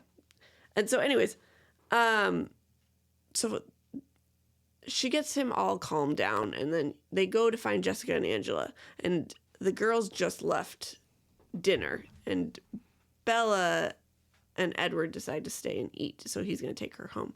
And this is when Bella tries to get more information from him, and we find out that he can read minds, but he can't read Bella's mind, and a bunch of other little information that's starting to like convince Bella wholeheartedly he's a vampire. Convince her. Yep. Oh, that was another fun fact about the restaurant. Yeah. It does have a name in the movie. It's like called like the Blistering Toad or something like that. Weird. Yeah. Oh. You don't have to put that in. I just saw it and it was like, oh, weird. Not the name. No. So in the movie, this basically happens. The only differences are the fact that Bella actually does go to a bookshop and she goes and buys an actual book. And when Edward comes to save her, he actually gets out of the car to kind of be intimidating to the men. In Midnight Sun, you find out that the ringleader who was stalking Bella is actually a serial killer and rapist. Wow. Yeah. And so Edward is pissed and he wants to kill him. But because he is now starting to feel or have feelings for Bella, he wants to be better for her. He doesn't like that he's a vampire and he hates that that's his life. But he's like, to be with her, I have to be the best version of myself that I can be. I think taking a guy out like that out, it would be the best version. Like, get rid of that guy. He doesn't need to be in the world. Listen. Because this is when he hardcore goes into his backstory of the kind of people that he used to hunt. Okay. Oh, yeah. And he's like, but I've killed so many, I don't need another one on my plate. Like, to be with Bella, if you want to be with Bella, this cannot be the path that you're going down, which is why he tells her to think him out of this or talk him out of it. Uh-huh. Well, not out of this. Obviously, she doesn't know. But after this scene, he rushes to Carlisle and is like, Carlisle, I almost did this bad thing, but this is this person. This is what they do. This is horrible. Carlisle goes, sedates him, puts him in Oregon, I think, where he's actually being hunted or like he's wanted. There's a warrant out for his arrest. So then the cops find him, arrest him, and then he goes through like the judicial system. Yeah. Okay, cool. So, yeah. So in the movie, I don't like how they show Edward being open about his mind reading. I don't like that he sits there and is like, that person's thinking about sex. That person's thinking about money. Cats, yeah. The director wanted him to say the cats bit and was like, this is so funny. This is the first time. This is Rob's first song that plays, though. And I love that. I love that one of his songs gets played during their first date. I think that's cute. It's kind of cute. Mm-hmm. I don't like, too, that Bella then, when he's not being more open about certain things with her, she acts like she's going to go and leave. When in the book, she gets upset, but she's like, but I'm here. Like, he's talking to me. I'm going to be here. I don't care that he's not like, yes, I want these answers, but nope, I'm good. Let's talk. Talk to me, please. All right, so back to the book Twilight. On their drive home, Edward's going like 100 miles an hour, and it's freaking Bella out, as it would me as well. As it would me. Yes. And he's just laughing. He's like, no, it's fine. Don't worry. And she's getting pissed. She's like, freaking slow down. And so this is when she shares that I think you're a vampire. And he's like, why would you think that? Or whatever he says. And she says that Jacob Black told her this lore story and got her thinking and doing research. And so he verified, yep, it's true. And she says she wasn't scared because she thinks about how much she loves him. She's just so in love with him. I don't care that you could kill me. Just, oh my gosh, I love you so much. And so that was like the main point that I took away. That's the main point I took away from their drive. So yeah, this is probably when she says that he dazzles her. Yep. So in the movie, this is when he goes to, I think they go to turn the heat down. Or they turn the radio up or something like that. No, I thought she said, okay, I'm warm enough now. And then she goes to turn down the heat. Oh, I don't know. He goes for it too. And then they touch. Whereas in the book, they touched in biology class forever ago. Because this is when she's confronting him. Right. Instead, in the movie, she has to go home and do a bunch of research. That happens. And instead of having this nice long talk to kind of round out their date, Edward drops her off at the police station. I know. So random. Not even at her house. But this is when you see Carlisle leaves the police station. And actually, in the commentary, this is one of the funnier scenes because in this scene, Carlisle and Bella are having a full-on conversation. Well, mentally, Carlisle and Edward are having a conversation. That'd be so confusing. Yeah. Rob said it was the hardest thing to act. He was like, I didn't know how to like sit there and be like, okay, so you're hearing this conversation in your head, but you need to act like you're not hearing this conversation in your head. And he's like, great, but I'm also not hearing this conversation.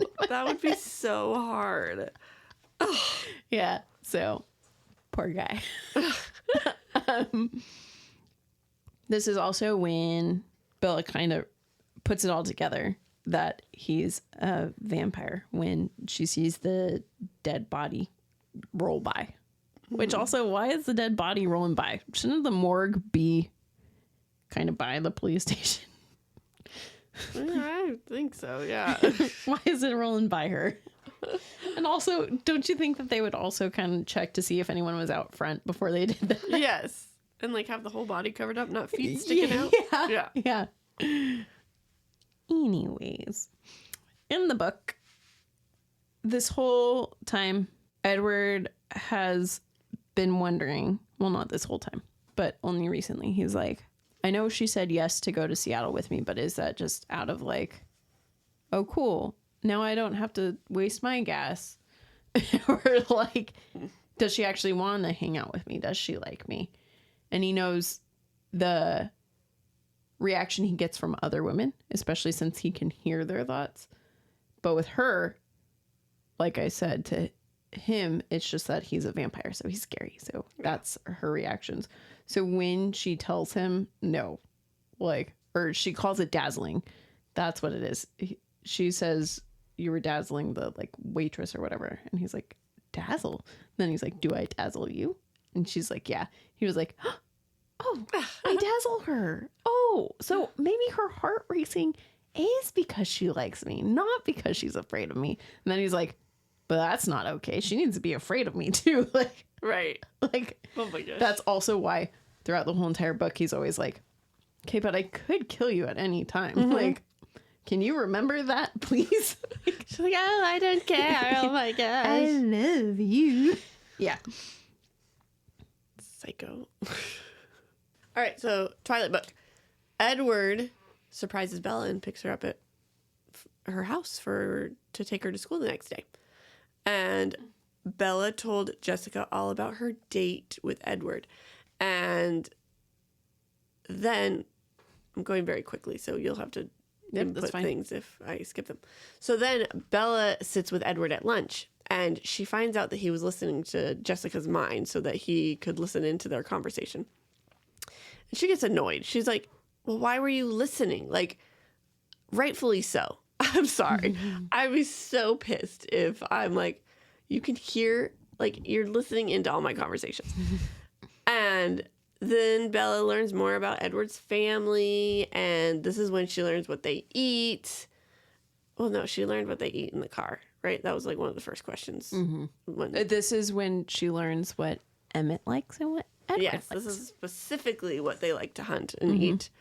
And, because way back when she's trying to figure out if they are vampires, she's like, Dad, Edward said he's going camping at such and such place. He's like, oh no, there's too many grizzly bears and stuff. And she's like, oh, maybe I heard him wrong. And so that's when she finds out grizzly bears and cougars. Lions. Yep.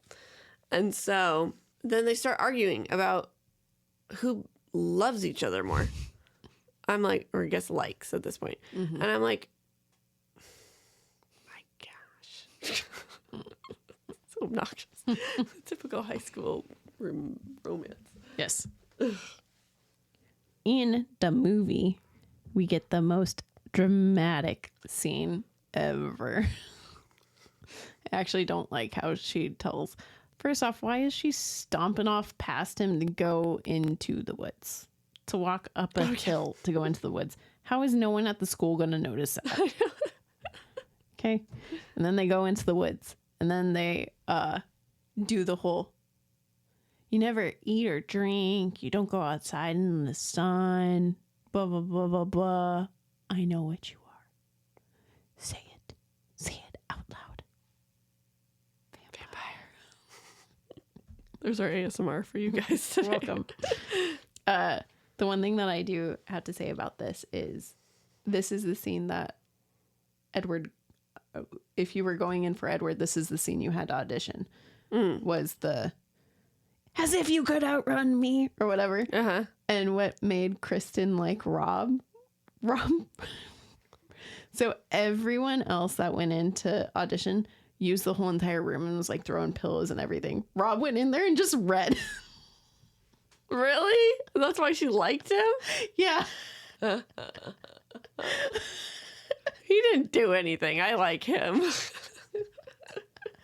She was like, you were like putting the acting into the words rather than like emotion. Throwing everything away. Well, that's interesting. Yeah. So it made me laugh.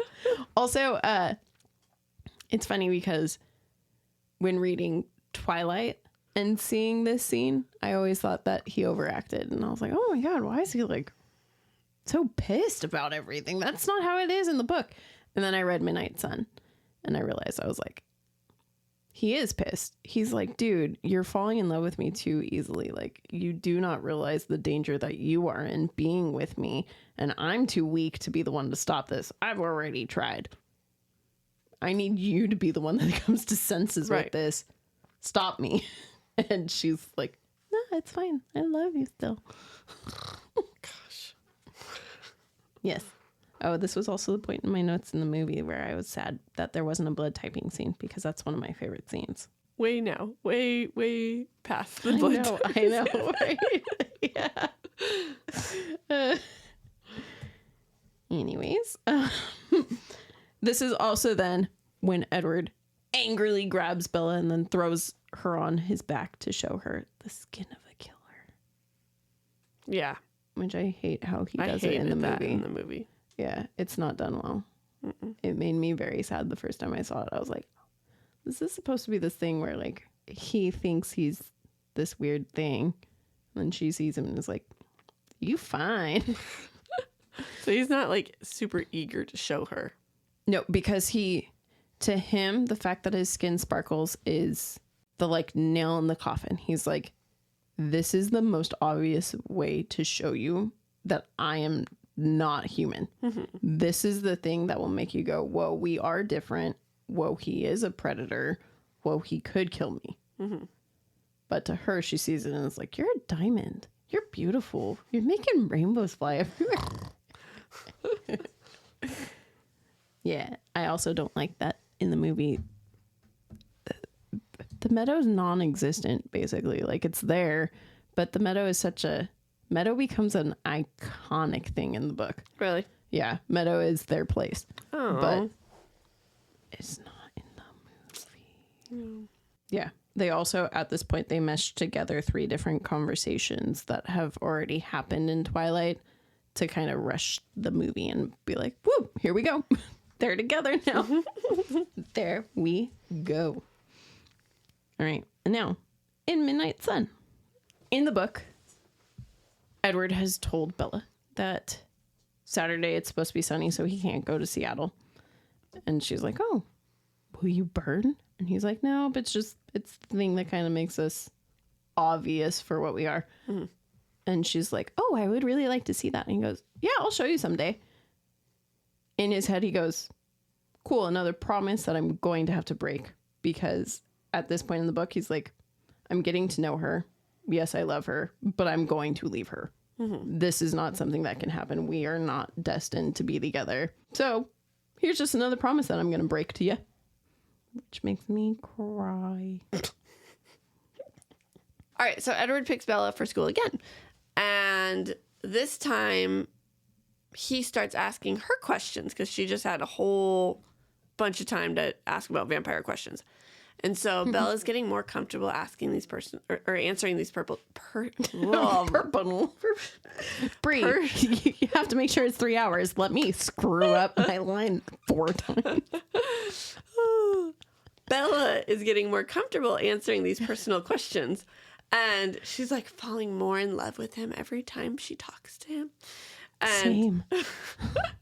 And so when he drops her off, Edward's like, oh, there's a complication, which ends up being Jacob and Billy are at her house. So what's her name? Bella gets out of the car.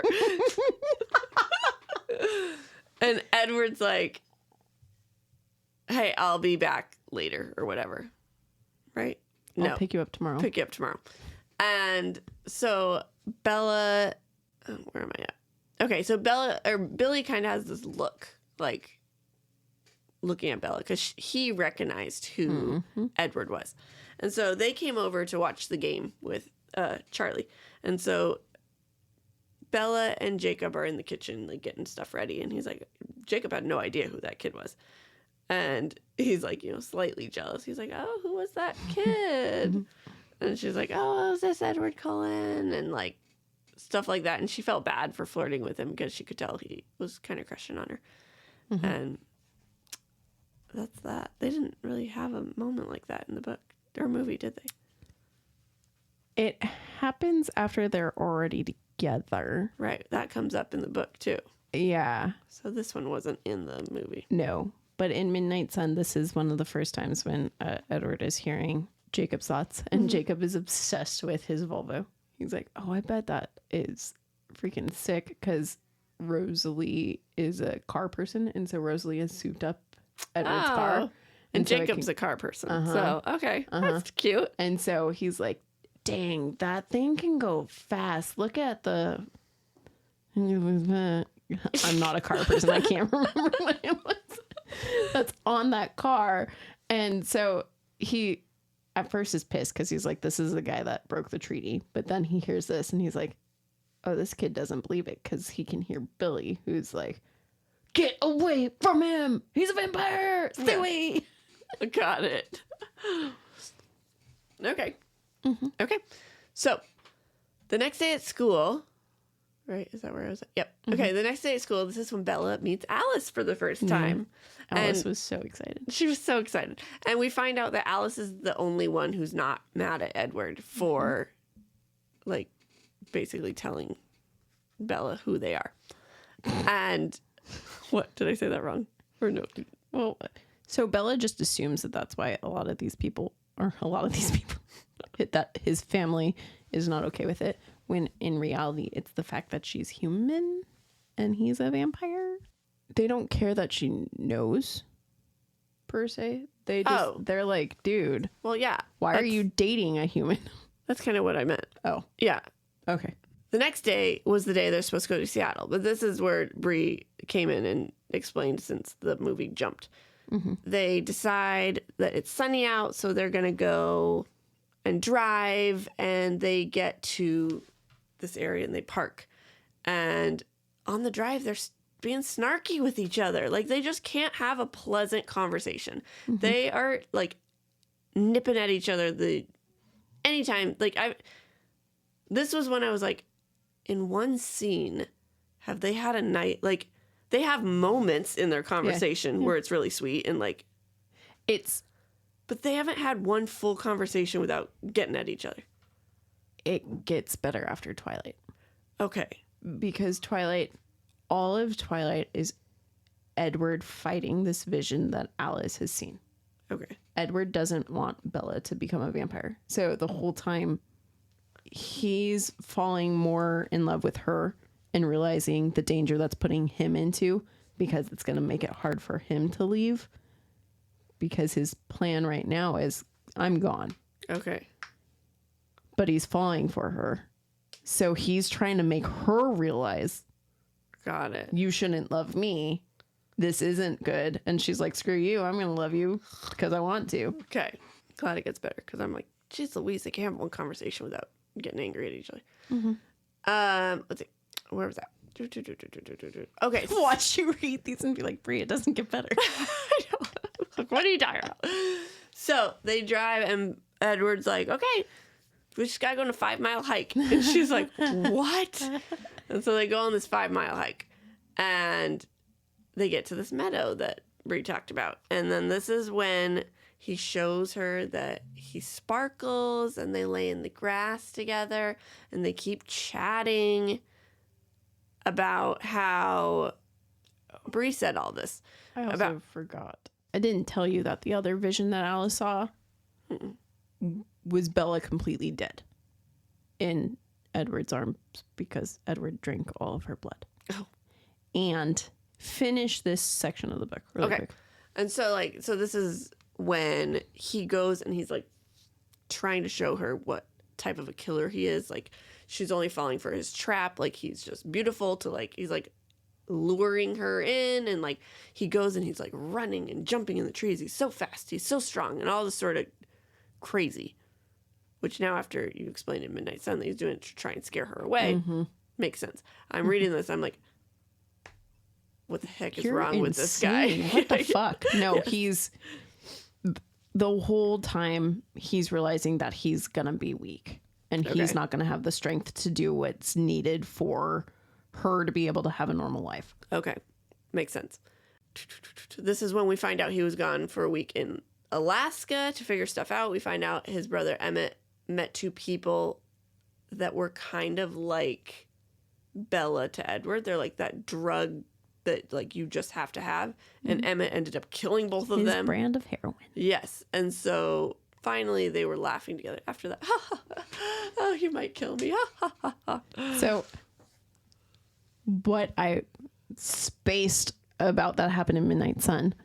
So Alice was first off super excited because she saw that she was going to be able to meet Bella. She was like, yes, I'm finally going to meet her. I don't know why I'm going to be going up to that table at lunch and saying this, but I know why.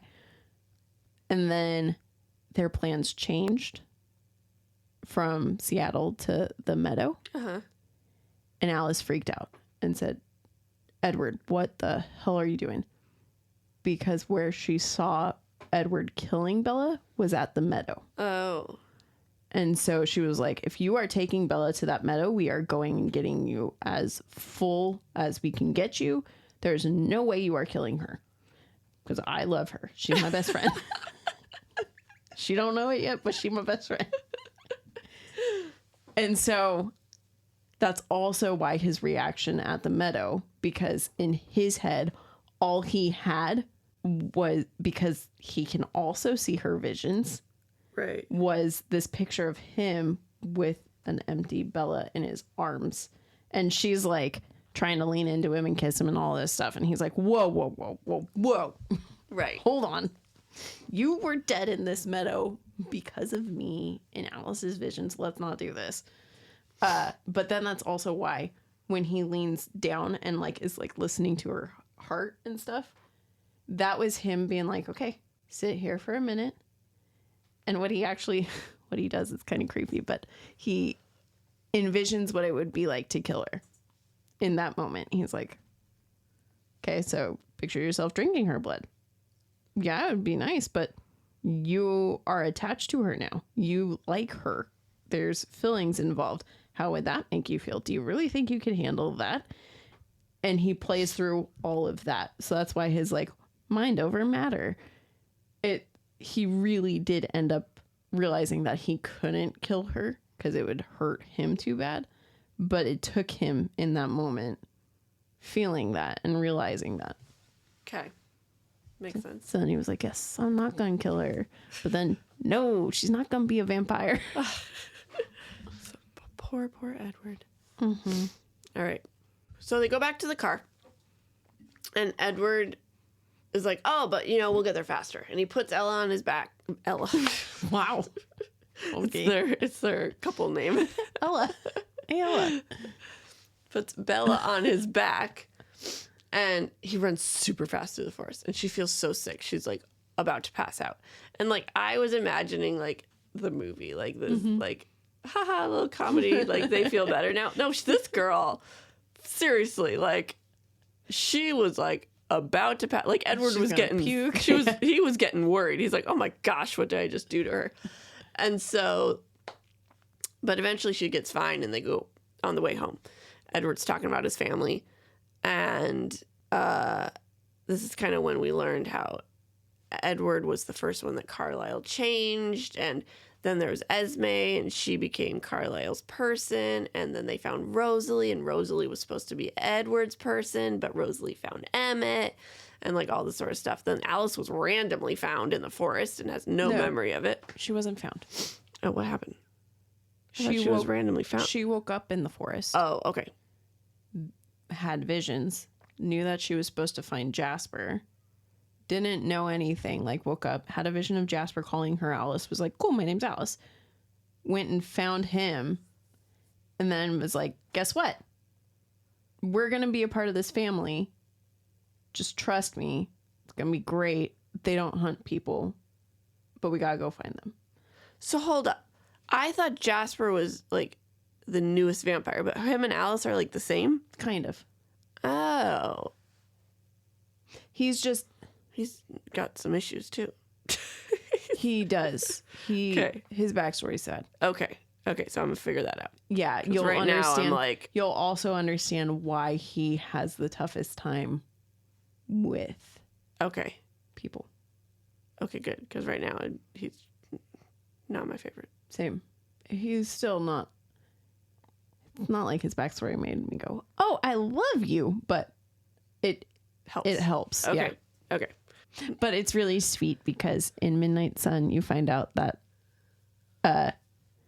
Alice had seen that when she went to the Colons, she needed Edward and Emmett to not be there. So she waited for them to be out on a trip because they were the protectors. And so if they just showed up, they would have been pissed and been like, no, get out of here. So she went, introduced herself to them.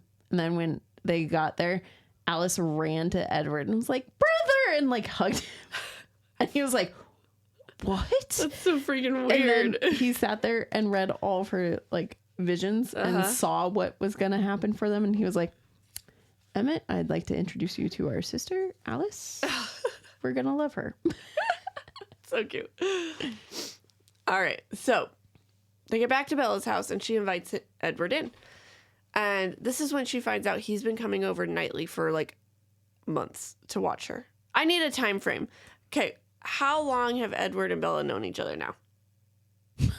In the movie, it's 3 months from start of the movie to the end because she moves in March and they end at prom. 3 months. Is that how long it is in the book? No. It can't be much longer because I'll give it that they came in like January for winter snow and everything. What I will tell you is in New Moon, in the first We're not chapter. in New Moon right now. I know, but for time frame purposes, she says that she's been with him for half a year, so 6 months. Okay, I could understand half a year. Yeah. Is there a jump in between? No. Okay, it's pretty much right. Yeah. Okay, yeah, I could see 6 months. So we're probably about 3 or 4 months right now. Okay, 3 or 4 months. So Edward's been watching her sleep for 3 or 4 months. My gosh. Okay. Mm-hmm. Okay. This is how long they've known each other. Like, how long they've been together. What? Couple dates? Couple days? Yeah. Couple weeks, if that? Yeah. Couple days. Okay, so this is important because Charlie comes home and is like, she convinces him she's going to go to bed. And so she goes to bed just so she can continue to chat with Edward some more. And so this is when we learn that vampires take their best human traits. So, like, that's why Edward can read minds and Alice can see the future and stuff like that.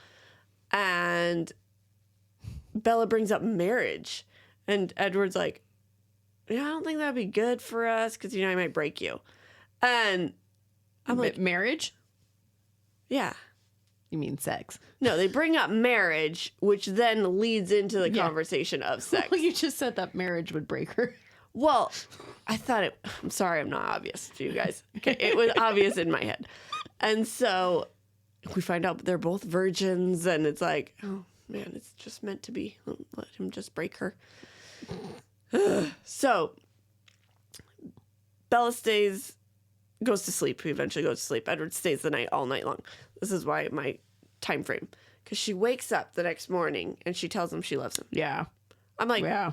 girl, you've been on like 3 dates with this guy and he's a freaking monster vampire that's going to kill you. But she just loves him. Yeah. I'm like, you take your crazy pills this morning. Mm-hmm. So, and then we find out that today consists that they're going to go meet Edward's family. Yep. And Edward was like, well, are you going to tell your dad that I'm your boyfriend? I didn't think that was cute. It's super cute. It's really sweet on his side too. So that's where we're at. Okay. I realized that there's some stuff in Midnight Sun that I wanted to talk about. That oh, shoot. Sorry. It's kind of hard because some of the scenes in Midnight Sun are not linked to a similar scene in Twilight. So then, like, I took these notes and there's certain things that go in line with certain things. And then I'm like, oh, wait, but that should have been said now. Oh, got it. So in the scene where Edward and Bella are having the full conversation and, like, it's Bella's turn to answer the questions. Mm-hmm. And we only get, like, paragraph chunks of, like, this is what I said and this is what we talked about and blah, blah, blah. In the book, you actually get, like, full on all of Bella's answers because Edward's interested in this. He can't read her thoughts. He wants to know more about her. And he's also, the whole book, he's just trying to figure out how she thinks. He's like, if I can't hear you, I still want to know how you think because I typically know how people think. Mm-hmm. There's also scenes throughout Midnight Sun where we get very sweet scenes with Edward and Carlisle and Esme. I love their scenes together because they are not his parents, obviously, but for all intents and purposes, they are his parents. Mm-hmm. He loves them like their parents. He cares for them. He wants to do good by them. And he basically tells Esme, it's been Esme is like, she kind of comes to him and is talking to him about Bella and is like, I see the good that she is for you. I see a different side to you that I haven't seen before. And I really like this side of you. I think this is good. And he's like, but it's not good because I'm a vampire and she's a human. She's like, it might be that way right now, but like how you're acting, this is what I want to see. This is what I think you need. And he basically is like, I don't regret Carlisle turning me into a vampire. And I appreciate him for saving me from death. But also, I hate being a vampire. This isn't natural. This isn't right. And so she basically is like, okay, but you don't know, like, things can work out. You know, she's a mother. She's basically being like, let's just see how this plays out. Yeah. And he basically, like, full on tells her right now, he's like, the best possible way for this to happen already can't happen, because what needs to happen is I need to be a human with Bella, and there's no way to do that. Oh, sad. Yeah, I know. I put a crying face after I said that. This is also then when Edward throws it back to when he got changed in 1919, and Carlisle basically like keeps them hidden away when he changes them because he doesn't want them to go and kill people. And it was their first Christmas together after he had been changed, and he found this like nice little hotel or somewhere for them to stay. And he's told Edward he was testing him to see if he was ready to be out with people. And so he sent him on his way. And when Edward got back, Carlisle had decorated the whole entire room for Christmas. Aww. And then Edward realized that it wasn't a test. But then he was kind of pissed because he was like, you sent me, a newborn vampire, out on my own, not for a test, but because you wanted to decorate the room. I could have killed people. And then he was like, okay, but Carlisle also trusted you enough to send you out on your own to decorate. So obviously he knew you wouldn't kill people. And I really liked seeing that in Midnight Sun too. Cute. When we learn that like Emmett killed 2 people and Edward has thought about the people that he's killed, and you find out that Rosalie, Jasper, everyone's killed people at some point. Carlisle then made them all go to the funerals. Wow. Has Carlisle ever killed anyone? Has Esme ever killed anyone? Oh, I don't know. They didn't say Esme. Only the kids. Those are my 2 that I don't think would. I don't think so either. So they go to Edward's house, and Esme and Carlisle are there to greet her. And they're very pleased and excited she's there, but they're very hesitant. Like, they don't want to move too fast because Bella assumes it's because they don't want to scare her. And Alice, on the other hand, is like, oh my gosh, she's here, and like bubbles and jumps all the way towards her, and Jasper's kind of just there with her. And so this is when we find out Edward plays the piano, and he played and he wrote a man. When I read that, I was like, oh, that's why she loves him. And so he's playing the piano, and then Bella starts to cry because he wrote a song for her. And Edward takes the tear, and it's very quick, so Bella doesn't know if she really saw it. But then he licks it. Why? I will explain that. Oh my gosh. Okay, so in the movie. Yeah. In the movie. I mean, okay, yeah. I'm going to start with the movie. I know, but I'm saying, do you want me to finish? Okay, fine. I'll explain what The happens Cullen in house? Midnight Sun. No, Yeah. no. Do you just want me to finish the Cullen house first? Well, I could tell you why he licks the tear. Okay, just tell me right now. So, vampires, when you eat something or drink something, it stays in your body unless it's blood. The blood absorbs. So, like when he took a bite of the pizza, he had to go and regurgitate it back up. He had to go and make himself puke it up. Okay? Okay. So, his thought was basically, when she dies, I'm going to have nothing of her. But this tear will be in my body forever. Doesn't matter. That's still friggin' psycho. No, that didn't help. That didn't help me at all. That's even weirder, actually. Yes. It's better than her blood. I mean, is it? Okay. Should I finish the Cullen house? Yeah. Okay. Yeah. So, Edward's given like a little tour, and we find out that Carlisle's his backstory, and he was like just celebrated his 362nd birthday, and we learned that his dad was like a preacher person, Pastor. Yeah. yeah, and he like hunted all evil things, including vampires, and so eventually, did his dad get like sick or something? Like, why did Carlisle go out, or he was just old enough to go out and help now? Yeah, he was old enough to go out and help. Okay. So unfortunately, he got bit by a vampire, and he was so horrified that he tried to kill himself. He tried to starve himself. He tried to do everything so that he wouldn't hurt other people. And then eventually he was so hungry that he just like dived on a deer. And he's like, oh my gosh, I ate deer when I was a person. I could do this. And so that's how he ended up putting towards his, like, that's, what am I trying to say? His goal, his vampire goals. Like, ideals. Yes. But he was getting lonely. And so there's Edward, and his parents just died from the Spanish flu, and he's like, oh, he has no one. I'm going to save him and kill him and turn him into a vampire. And that's how it all started. If I was Edward, I'd be like, my parents just died. I could have died and went with them, but yeah, thanks. Now I'm here forever. Yeah. And so anyway, so then day continues, and they go to Edward's room, and he's like this total music junkie. He has music all over the place. And another reason I was like, oh, Brie. Yeah. And so the two are all goofing around, and Bella's like, oh, I'm not scared of you. And he's like, you shouldn't have said that. And he like dived on her and pretended and all this sort of stuff. I wish that was in the movie. I know, and Allison comes in. Are you going to share? Yeah. Oh, yeah. And it was like, we were having Bella for lunch. That's one of my favorite scenes in the book, and I was so pissed I wasn't in the movie. I know, it was kind of cute. Yeah. But then she comes in to say, oh, there's a thunderstorm happening. So, dude, we're at freaking 3 hours, and we're just getting here. We're almost. So in the movie, first off, they have the graduation caps. So cute. I actually loved it. Yeah, and this isn't a part of the book, and I really, for some reason, thought it was a part of the book. I love it. I think it's so cute. That, yeah. So, in the movie, too, Rosalie actually interacts with Bella, which does not happen in the book. She stays far away from Bella. She does not interact with her at all for her own reasons. This is also when Bella goes and sees Edward's bedroom. And this is when he tells her that they don't sleep.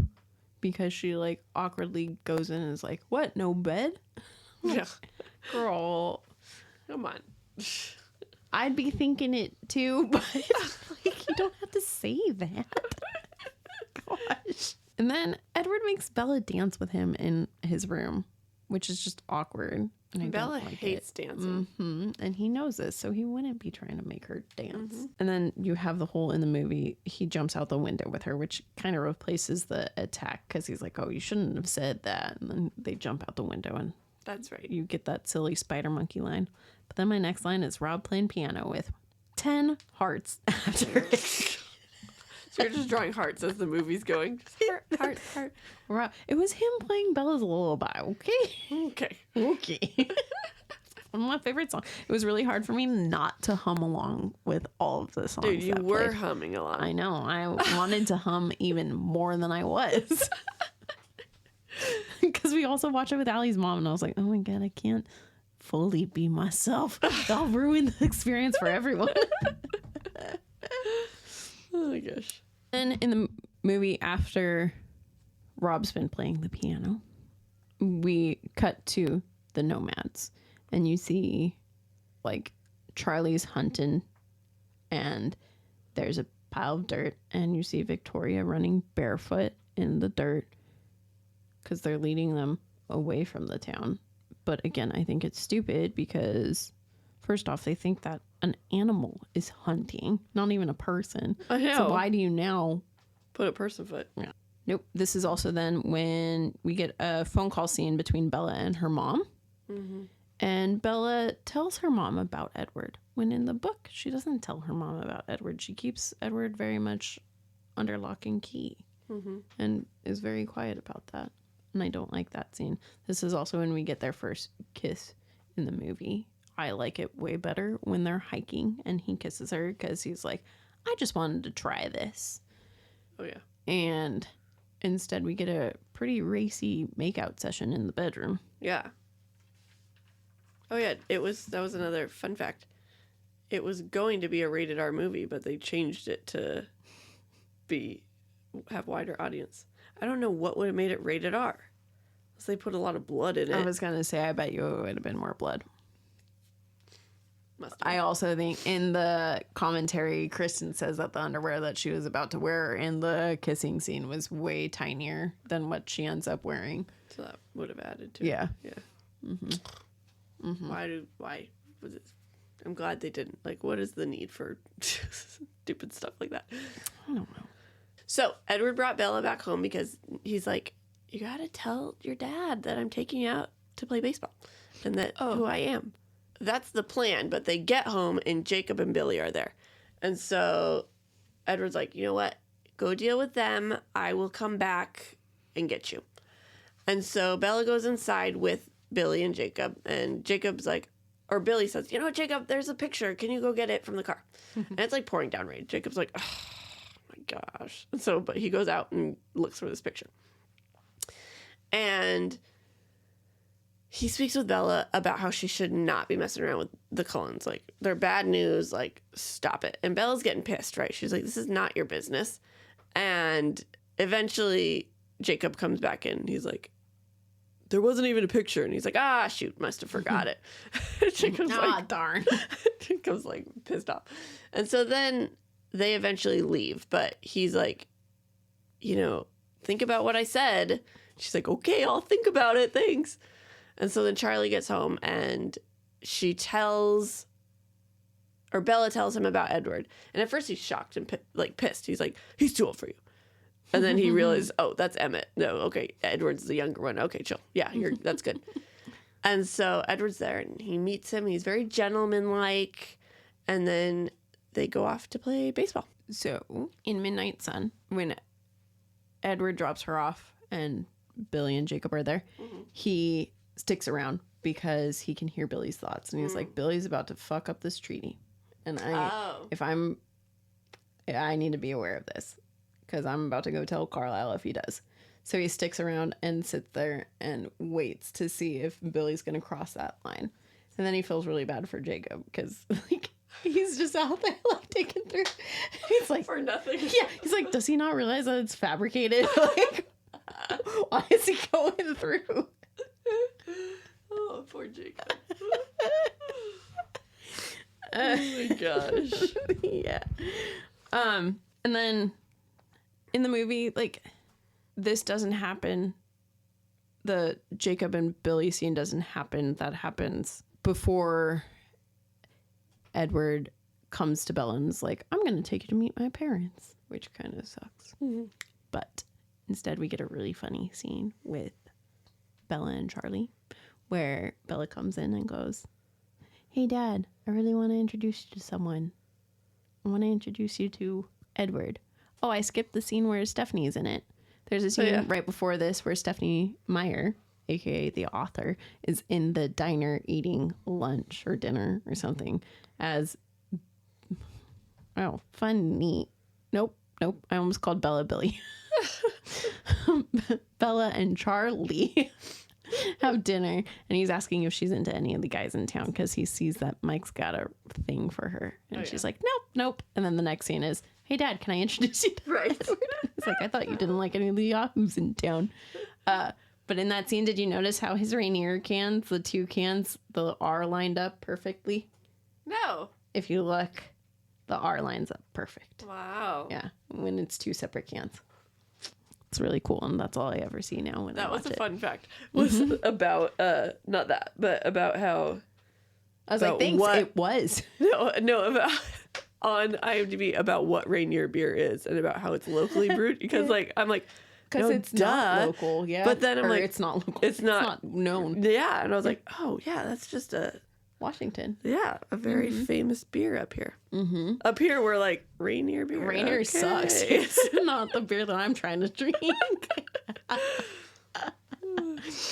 Yeah, so then we get that cute scene. And then in Midnight Sun 2, Edward makes it a point to dress as human as possible. So he goes, this is why I think in the movie he goes and he has the jacket and like he's very covered up because in Midnight Sun he's like, it's raining, so I put my hood up because if I don't have my hood up, he's gonna be like, what? Why is he out in the rain without a hood? And then he'll understand that I'm taking care of myself, so I'll take care of his daughter. His daughter will be safe and warm with me and like all this. That's kind of cute. Yeah. Stop looking at the time. Why? How did you know I was doing that? Because I saw your eyes. Hey, dear, who's editing it? I'm just here to chat and judge. Yep. I'm trying. I knew it was gonna be a long one. Don't worry. I did too. I joked about it being 5 hours, but fucking watch. It's about to be. Just ding nabbit. Okay, so they're at the baseball game, and we find out why the Cullens vampires need to play baseball during thunderstorms because they're freaking like, when they smack it, it sounds like thunder. And then they race off and they catch it because it goes miles away, and like they're super fast around the bases. It was just like a really fun scene, both reading and watching. I enjoyed it. Mm-hmm. And so, it's my favorite. Yeah, so in the book we learn about Esme's backstory and how she tried to kill herself because she lost her baby. And so she thinks of all the kids as her little babies. Mm-hmm. And I was like, that's so sweet. And so then all of a sudden Alice kind of starts freaking out. Mm-hmm. And she's like, they heard us playing and now they're on their way. And everyone's like, okay, there's no time to get out of here. And Bella's just like, what the heck is happening? Mm-hmm. And everyone's like, take your hair down. And so then these other vampires show up. And they're not like the Cullens because they eat people. And Carlisle did a good job of introducing his family, and he included Bella in there to not like leave her out. But unfortunately, to not draw attention to yes, one of the vampires got Bella's scent, and they got the heck out of there. Mm-hmm. And yeah. So in the movie, the baseball teams are not right. First off, I'm so upset about this because in Midnight Sun, it's actually like Rosalie didn't want to be there. Rosalie was like, no way in hell. If Bella is going, I'm not going. And Edward's like, but Rose, you're my sister. I love you. It would mean the world if you met her at least like once. Baseball's easy. You don't have to interact with her. Just be there. And she's like, well, if I'm going to do that, then I need Emmett and Jasper on my team. And he's like, fine, you can have Emmett and Jasper on your team. So then that's how he gets her to play baseball. Oh, okay. And then Edward is also upset, or not upset, but he's like, why the hell did you put me and Alice on the same team? Because she sees where the ball's going. I'm the fastest runner. I can get to the ball before. Right. Like, he has to do it just right. Otherwise, Esme calls him out and makes him take penalty. But I loved reading this scene in Edward's perspective because you get Alice's vision of where it's going. You get him running. He gets a little bit more technical about it. That's kind of cute. Yeah. When the nomads come into the field in the book, they do it very smartly because they come from 3 different sides rather than all together because they're trying to test this pack. They're trying to see what's going on and like what this vampire coven is. Also, in Midnight Sun, you find out that Alice has seen this group and knows that they're on their way, knows that they're kind of erratic and sporadic with their hunting. So Edward had in his mind, because they were supposed to show up the next day, so he was going to take Bella away from town to make sure that she was safe and not there. So that's why Alice comes up and starts talking like, oh my gosh, they're on their way. They're going to be here right now. I screwed up. This is my bad. I didn't see this. Okay. But they, of course, heard the baseball and was like, oh, I want to be there. In the movie, Alice yells stop, not oh. This is important because, first off, if the vampires are that close, they can hear her say stop, which will then draw attention to the fact that they're hiding something because they all stop and then run over to Bella and be like, oh my gosh, what are we going to do? Rather than like, oh, okay. And like, plus Alice sees this, Edward can hear it. So then Edward's already coming up with like a contingency plan. And like, okay, this is how we're going to do this. This is how we're going to do this. In the movie, they then act like they're going to just continue to play baseball. They're like, oh, yeah, a few of us were leaving, but let's continue to play. Whereas in the book, Carlisle's like, we actually just finished, but if you want to come hang out with us for a little bit, you can. Like, we'll take you this way. You guys go over and do this. And this is when you find out. Oh, in Midnight Sun, I actually really loved this part. Jasper's power. What he can also do is kind of like it almost like shields people. Okay. Basically, he is covering him, Alice, and Bella to make it seem like they're boring people. Like it's people that the nomads don't want to like look at. Oh. So when they look at them, they're kind of like, meh, whatever, and move on to the next person. So they're scared of Emmett, Edward, and he's also covering Esme. So they're only seeing Emmett, Carlisle, and Edward for who they really are. Everyone else is this like, meh, whatever. Okay. And so you see that in Midnight Sun, and Edward's like, oh my gosh, I love him for that. But then he's pissed because he's like, but why isn't he covering me? Because if he was covering me, then I could try and get Bella out of here quick and easy. And then he's like, oh, he's using my agitation and frustration with this situation to scare them right now. So then he's like, okay, I got to play into this then and be extra upset for them and like be extra pissed. And so then you also hear how Emmett's like, oh, they're here for, like, I got to fight them. Like, Bella's part of the family. I got to protect her. Like, that's sweet. I'm here for this. In the movie, Carlisle introduces his family, but he doesn't introduce them by name. He just says, this is my family. Yeah, exactly. I didn't like that because I was like, that doesn't quite. I like the whole hiding Bella thing. Yeah. Yeah. Yeah, exactly. Yeah. Mm-hmm. Plus, then it kind of like helped her to feel like, oh, I'm part of the family. Yeah. Yeah. Rosalie is the one who says that she could smell her from across the field in the movie, whereas in the book it's Alice. And it's more of a nice thing, like because he puts her hair down and she's like, that's not going to help. Yeah. And Rosalie isn't talking to her or Edward at this point. So because she's the easy snarky comment, and that was a snarky comment. Exactly. It could have been. So here we go. That's what they do. The nomads are also hungry at this point, which kind of irks them on in the movie, whereas in the book they've just ate. Their eyes are bright red. Yeah. Another thing that gets changed, and I get why it gets changed for the movie, Laurent is the one in the book that says, oh, you brought a snack when they smell Bella. But in the movie, it's James who says it. But again, that's another easy, like, bad guy has to say that. And then in the movie, Alice and Emmett don't leave with Bella and Edward. And they're the ones who kind of like, Alice is there to help them plan things because she's the one that can see what's going to be the best thing for them to do. Right. Emmett is there because he's the brawn of the group. So he's like, it was no question to him when it was time to split up. He was like, I'm protecting Bella. That's why he like, because in the book, when they get to the house, he picks her up and like carries her in. It's because he's like, nothing's happening to her. Yeah. She's Edward's girl. Aww. She's my sister. So sweet. Yeah. I love Emmett. Yeah, that's good. He's good. Okay.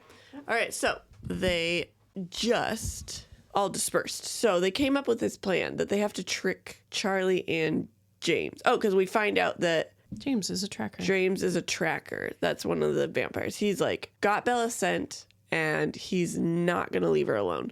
And Bella's freaking out. She's like, oh my gosh, they're going to get Charlie and everything like that. So we have to go protect Charlie.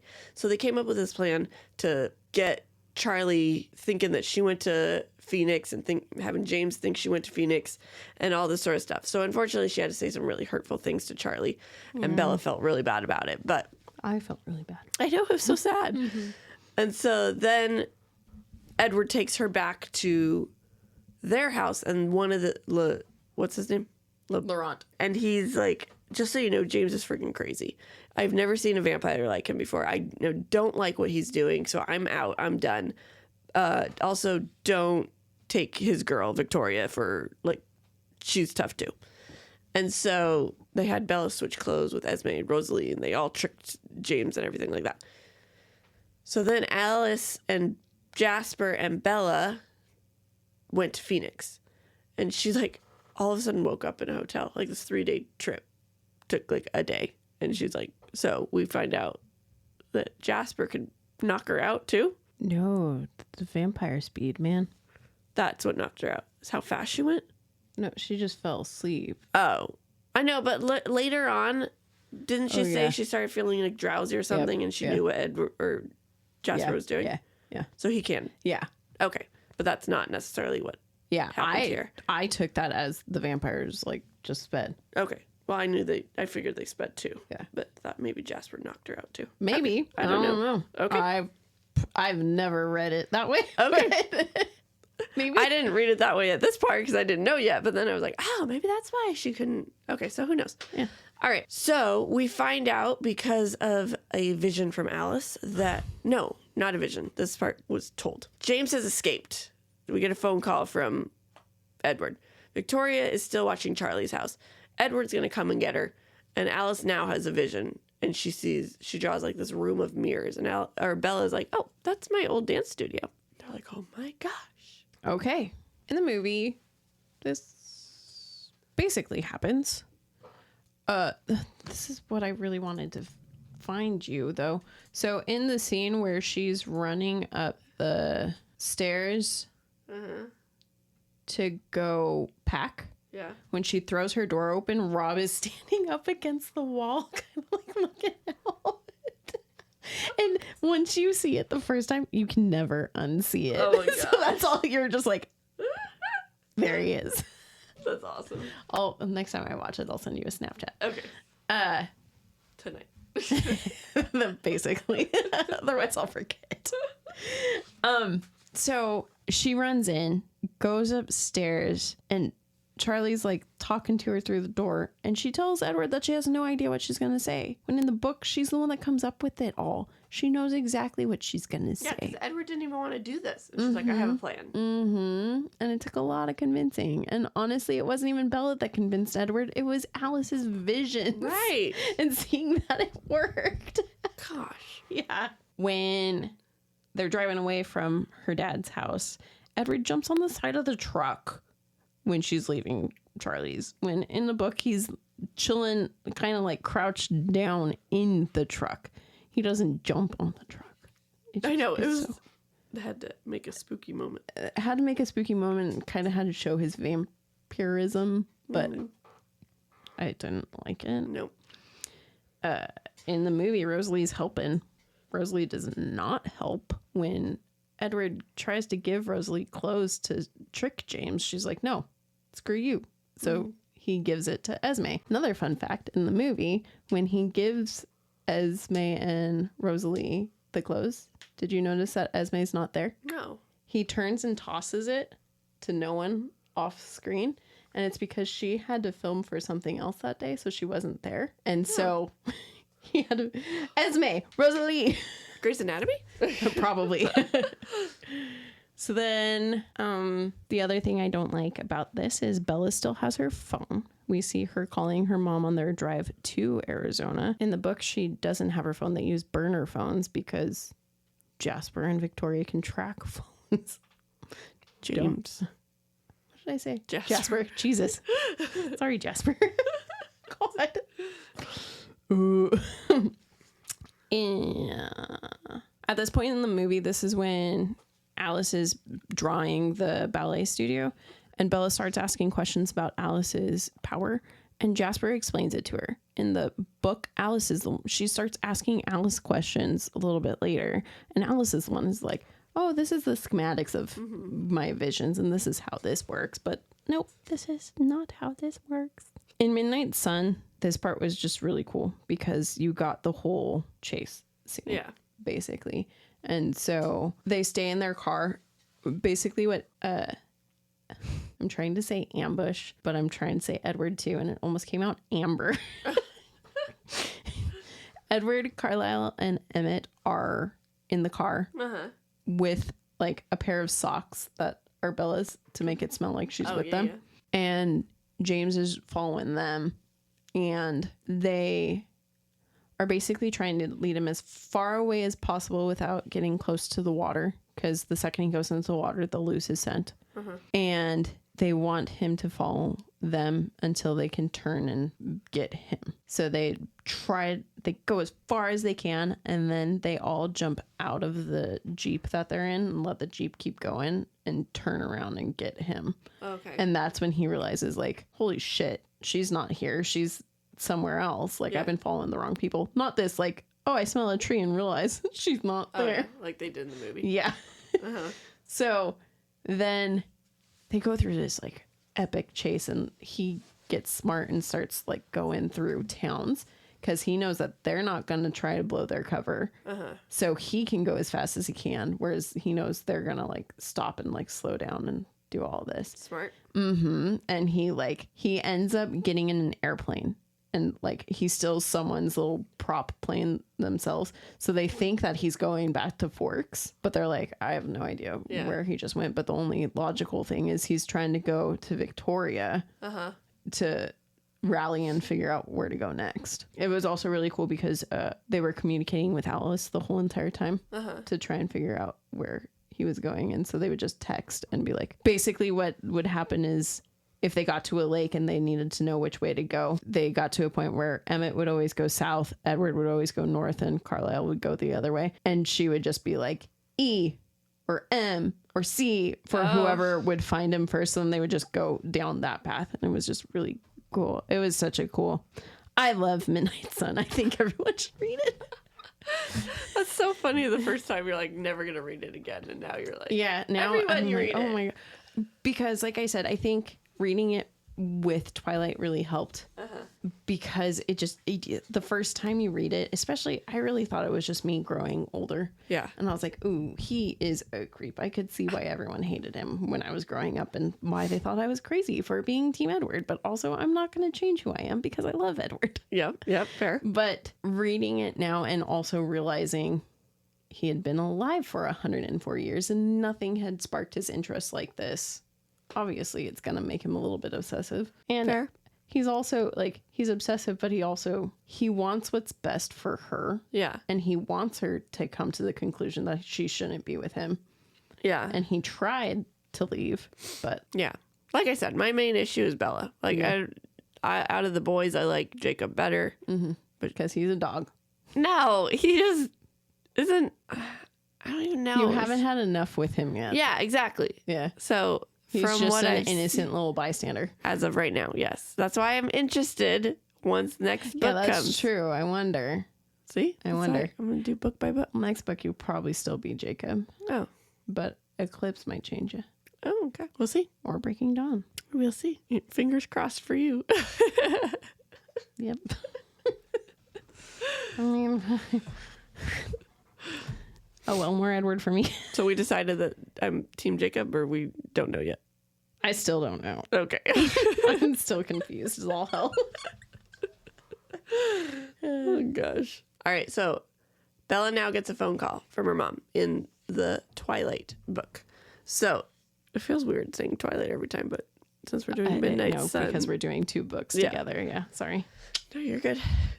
So she gets a phone call and it's her mom freaking out. And she's like, oh my gosh, Mom, where are you? And James takes over the phone. He's like, oh, I need you to go to your mom's house and make it snappy. And so, not to bring any vampires with her. And so she has to come up with this plan, how to ditch ass. Wow, that's a horrible couple name. Well, I was about to say Asper, but then I stopped. I was like, that's not right. And I just stopped at a really inconvenient moment. Oh my gosh. You guys, we've been recording. We've been recording for technically 4 hours. Yeah, technically. Because we did the mini-sode first. Freaking 1 a.m. Leave me alone. Gosh. She ditched ass. Maybe that is their couple name. Oh my gosh. Gosh, I don't even know where I was. Hang on. She's ditching Alice and Jasper. Yes. Gosh. Or she has to come up with a plan to ditch them. Okay. Yeah. So she came up with a plan and she had Jasper bring her, they were going to go get food. And she's like, wait, I have to go to the bathroom. And so she had Jasper go with her and she left. To help calm her down. Yeah. And, which honestly, very smart. But like I said to you when we were watching this, I just don't understand how Alice didn't catch it unless she saw that it worked. But I think she did because in the hotel room or somewhere. Hotel room. Yeah. Alice kind of had a different face, right? Because Jasper had gone to check out and when he came back, Alice had seen something and went, oh. But she didn't tell anybody what she saw. Yeah. So that's what I think All it was. she said was Bella, but that was it. Yeah. Mm-hmm. So that was my thoughts. Yeah, I think so too. So she goes to her mom's house and there's a phone number there she needs to call. She calls the phone number and James is like, hey, come to the dance studio. She's like, okay, I will. And she goes to the dance studio and she hears her mom again. And it turns out it was just a recording. And are you shaking your head because I'm saying something wrong? No. Okay. I'm like, no. Damn. Oh. It's a recording. Shouldn't have fallen for it. And so this is when we learn a bunch of stuff. So we learn that James is a tracker and he only ever lost one other prey before. And it was this girl who was in a psych ward for having visions. And then all of a sudden, this other vampire, he set her free and he changed her so that James couldn't have her. So he ended up killing this other vampire just because, for spite. And it's all adding up that it was Alice. So we figure out sort of Alice's backstory a little bit. That's all you get. Yeah. Ever. Ever? Dang it. Mm-hmm. For her, yeah. Fine. We learned Alice's backstory. Great. All right. So. Sorry to burst that bubble. Dang nabbit. And so then he's like breaks Bella's leg and he starts beating the crap out of her and he smashes her head and it's like blood is coming out and she's like, at least he can't play with me for too long because I see he wants to suck my blood so bad. I want to suck your blood. Had to be done at least once in this episode. Absolutely. And so she ends up passing out from all the pain. Oh, yeah, she would. In the movie, Bella leaves while Alice and Jasper are checking out.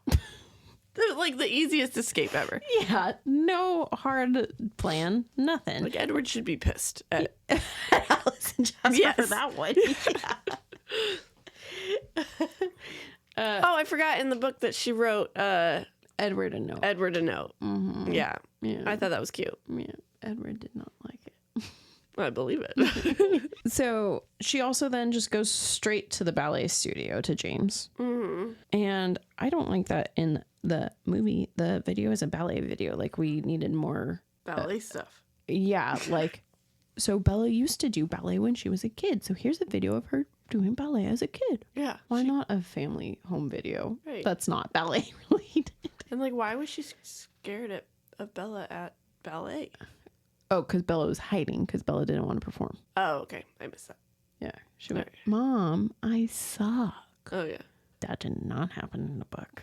Okay, so in Midnight Sun, Edward is basically coming up with contingency plans and is like, okay, I'm going to get her. We're going to hang out. We're going to leave Alice and Jasper because they know that James is here. They're going to stick here until Renee gets here and try to get him or just keep their eye on her. And then we'll figure out a new plan. But Alice is like, this is stretching us too thin.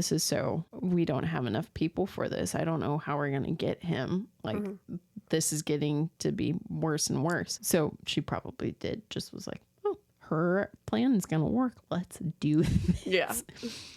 Yeah. So Edward gets off the plane and is like, I can't wait to see Bella. It's been too long. Like, I need to see her, know that she's safe because now we have no idea where he is. But then all he hears is Alice freaking out in his head. And he's like, what?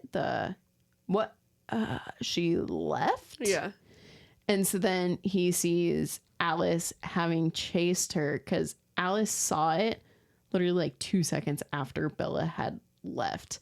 And so she then ran to the bathroom, ran to go follow her scent, led all the way up to the like shuttle area where she then left. I was like, well, cool. So then we got to see them chase her down and they stole like 3 different cars on their way to get to her and caused quite a few different car accidents. Oh no. Yeah.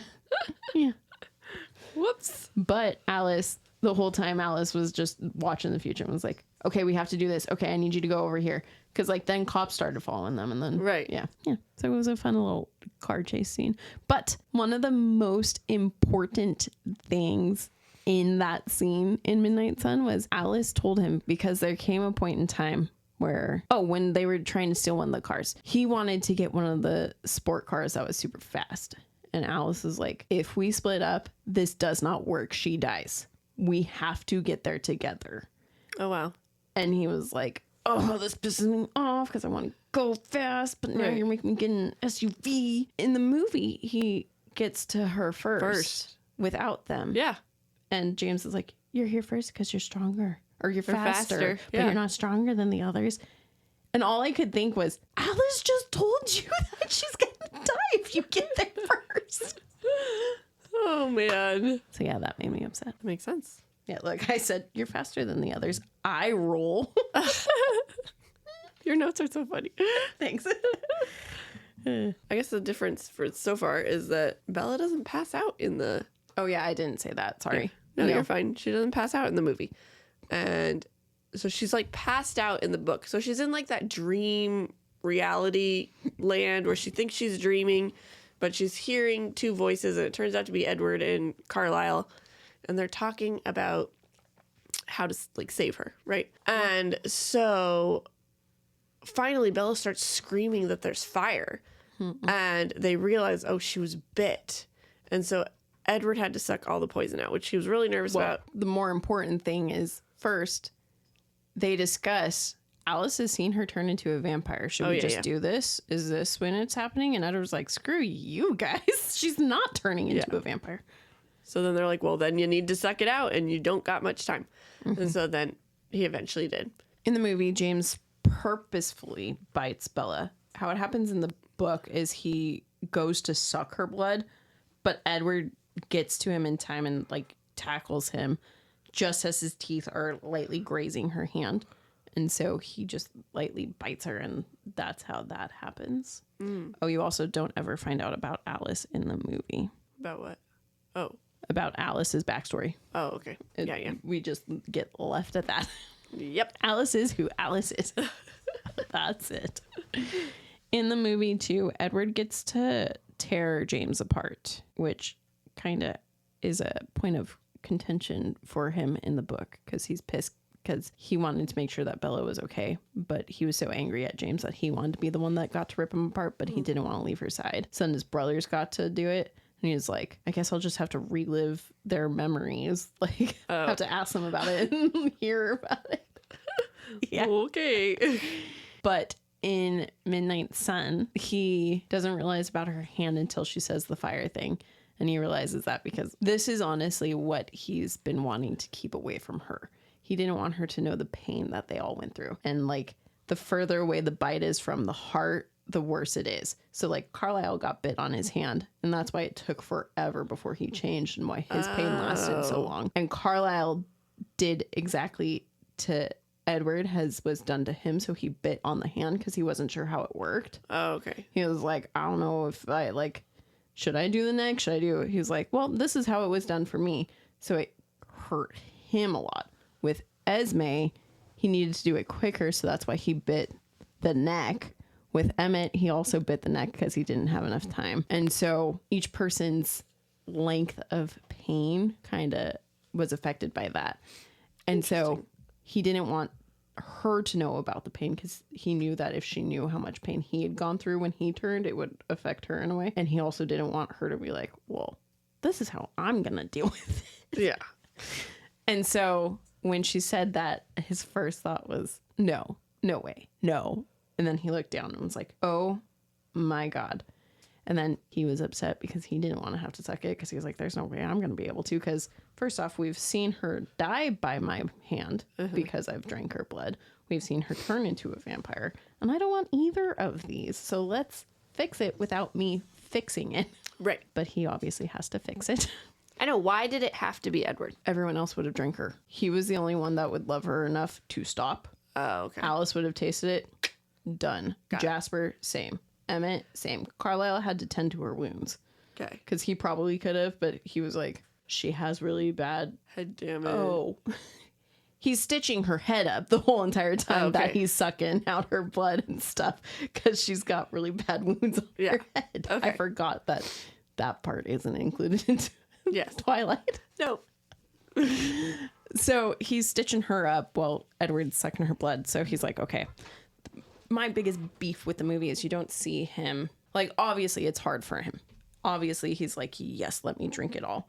But Carlisle's the one who's like, Edward, you have to stop in the movie. It's not him who does it. It's Edward sucking.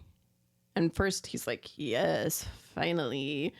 But he's also now feeling the pain of, like, if you kill her, she's gone. Okay. And you won't have her anymore. She's gone. Donezo. So he's like, okay, you're going to have to stop. But as he's sucking, he can taste the venom. Carlisle's also put morphine into her blood system. So he can taste when the venom is gone and when the morphine is in her system. And so then he's like, oh, I know when to stop. And he stops on his own without being told when to stop. And I don't like that the movie doesn't give him that credit. Yeah. because that's kind of important. He was able to do it. Yeah.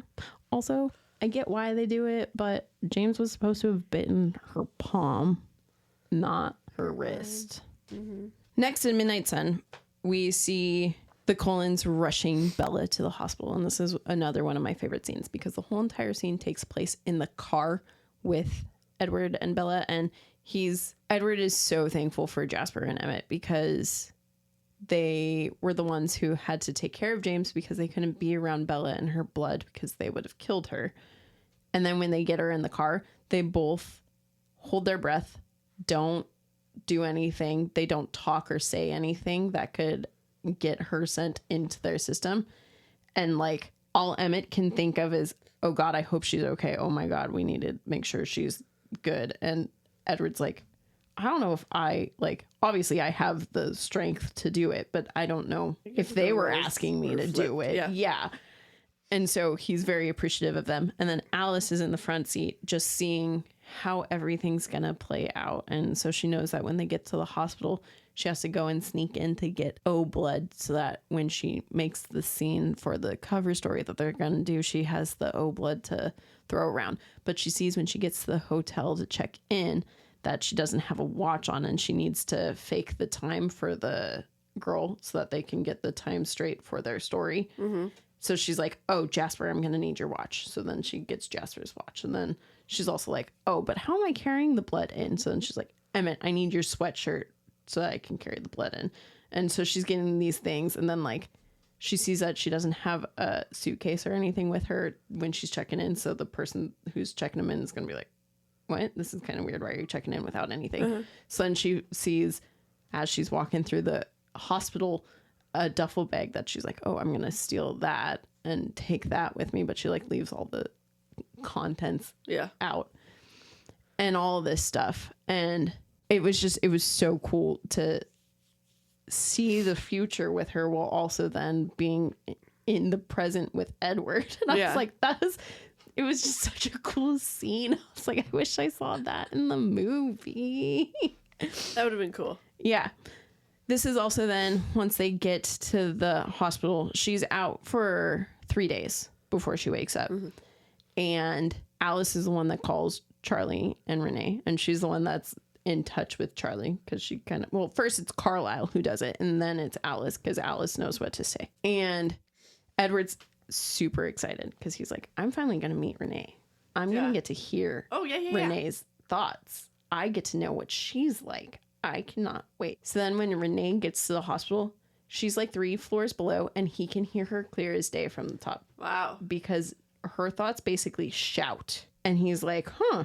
And then he's sitting there and like hearing her thoughts and hearing everyone else react to her, realizing that she's not saying what her thoughts are saying. Like she's like meek and like, hi, excuse me. But even though she's meek like that, everyone around her is doing everything she wants. And like, it's like their gut, like, oh, she needs help. Oh, I should probably do this for her. Oh, she needs to find her daughter. Okay, let's go find her daughter. And he's like, I bet this is why my whole family has taken to Bella, how they've taken to her. And why Bella's also the person who wants to care for people because she's grown up with the mom who somehow gets people to do that for her. She's a vampire. No. Oh. No, it's just how her thoughts work. It's but she's like dazzling them. Yeah, kind of. But she's not a vampire. Yeah, no. Oh, not at all. Dang. Thought I called that one. No. So, yeah, and it was just really cool. He was like, I totally understand it now. But then he's also like, but also why the hell can't I hear her daughter's thoughts? So he can hear her mom shouting. Clear as day. Mm-hmm. Muffled dad and not at all Bella. Mm-hmm. Okay. And I'm not going to figure out until the end. No. I don't think you'll pinpoint it either. Dang. If you haven't yet. Nope. Is it like totally obvious or only because you've read it? That's a good question. I don't know. Okay. All right. Well, I'll figure it out. Maybe I'll have to reread it after. Yeah. I say do that. Mm-hmm. Oh, the other thing. Oh, I'm almost done with my Midnight Sun notes. Okay. So throughout Midnight Sun, Edward makes it very, very obvious that he does not believe in God. He's like, I am immortal and this is not the life for me. Like, this is not, if there is a God, I don't know what he was thinking with me. Like, this makes no sense. But when Bella is in the hospital, first off, they get the tape recorder from James, and Alice has given it to him, and he then sadistically goes and watches it because he wants to see the pain that Bella went through. He wants to know what happened before he got there. Just to know.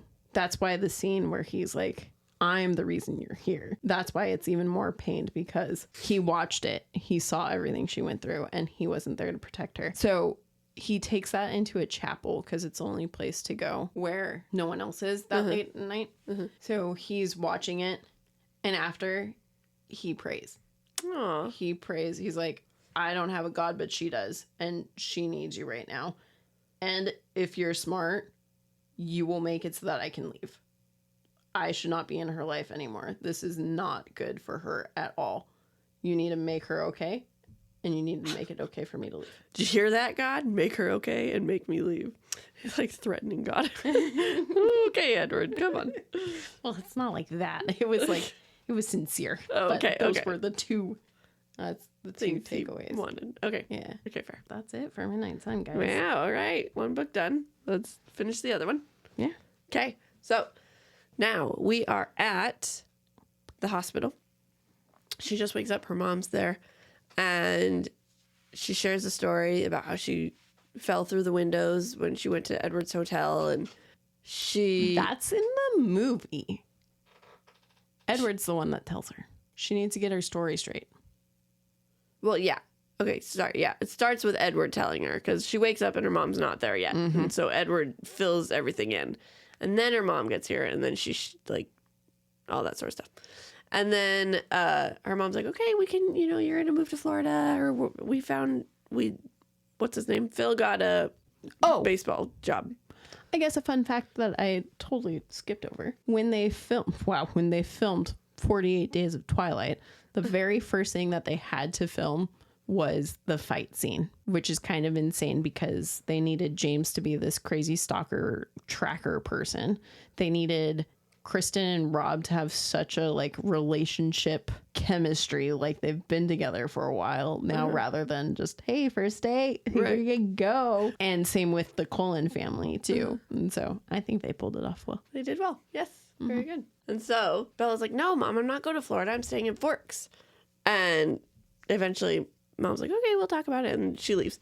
And so Edward's like, well, you should have gone, why don't you want to go to Florida? And she's like, well, you couldn't come out in the sun. You'd be inside all day. He's like, well, I would stay here. And she freaks out. She's like, why would you say that? Don't leave me. Don't ever say something like that again. Well, could you imagine if your boyfriend, who you just went through this super traumatic experience with, was like, yeah. Well, yeah, I guess. But, man, she freaked out. Yeah. And so then she keeps going on. She's getting mad at him for, why didn't you just let me turn into a vampire already? This girl has known this boy for 4 months, maybe 5. And I'm like, that would be that's it's not even a marriage commitment because you can get out of that. That's forever and eternity. She could find another vampire. You never know. I don't know if that's how it works. There's so many other ones out there. Oh my gosh. Yeah, okay, great. Find another vampire, whatever. But now you're this guy. Yeah, you're stuck. She just needs to chill her role. Okay, that's my takeaway from her craziness. Edward makes her. Yeah, good. Good for him. Just, like I said, 5 times now. It's all Bella. It's all Bella. Allie is team not Bella. Maybe Edward and Jacob should go off and have a little bromance. Yes, there you go. Oh, I think you're gonna like my favorite scene. Oh, okay, I'm excited. There's a specific scene that I absolutely love, and I'm not gonna tell you when it is or what book. Okay, we'll have to see if I like it. Okay. For anyone who's read the books, I have a feeling you know what I'm talking about. Okay, I don't. Alyssa, you better text me and be like, Brie, it's this. Okay. I hope you're right. All right. And so that's technically the end of the book, but then there's a little epilogue. Yes. And so movie. Yes, movie. Basically, that happens, except for Renee is the one who tells her the story. Charlie is also supposedly in the hospital, not back home in Forks. Right. That was weird. Yeah. And... Well, I guess if it was 3 days, he would have had time to fly there. And a good dad would. Yeah. True. I don't know why both Charlie didn't.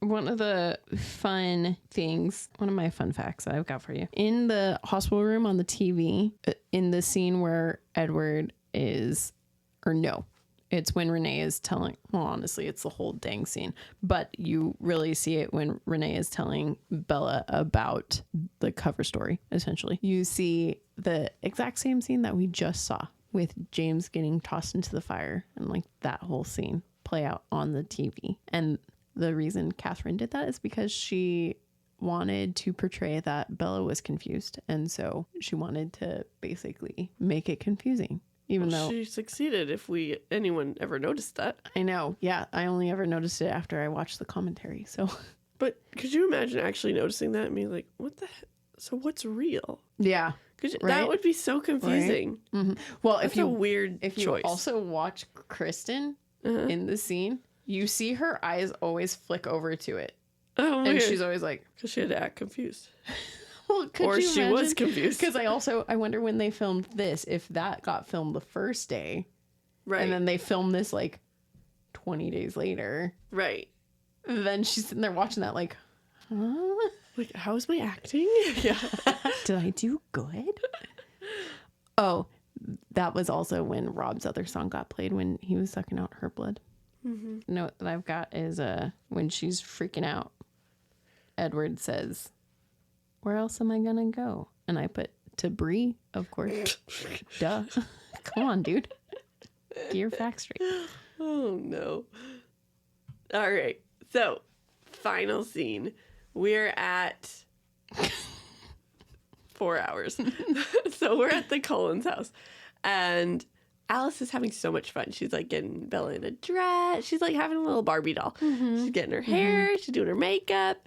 And Bella's just confused. She's like, I don't even know what's happening, but Edward's taking me somewhere. Because Edward looks all nice too. Find out that Edward's taking her to prom. She starts crying. She is so angry. Did she also start crying because what she thought was going to happen didn't happen?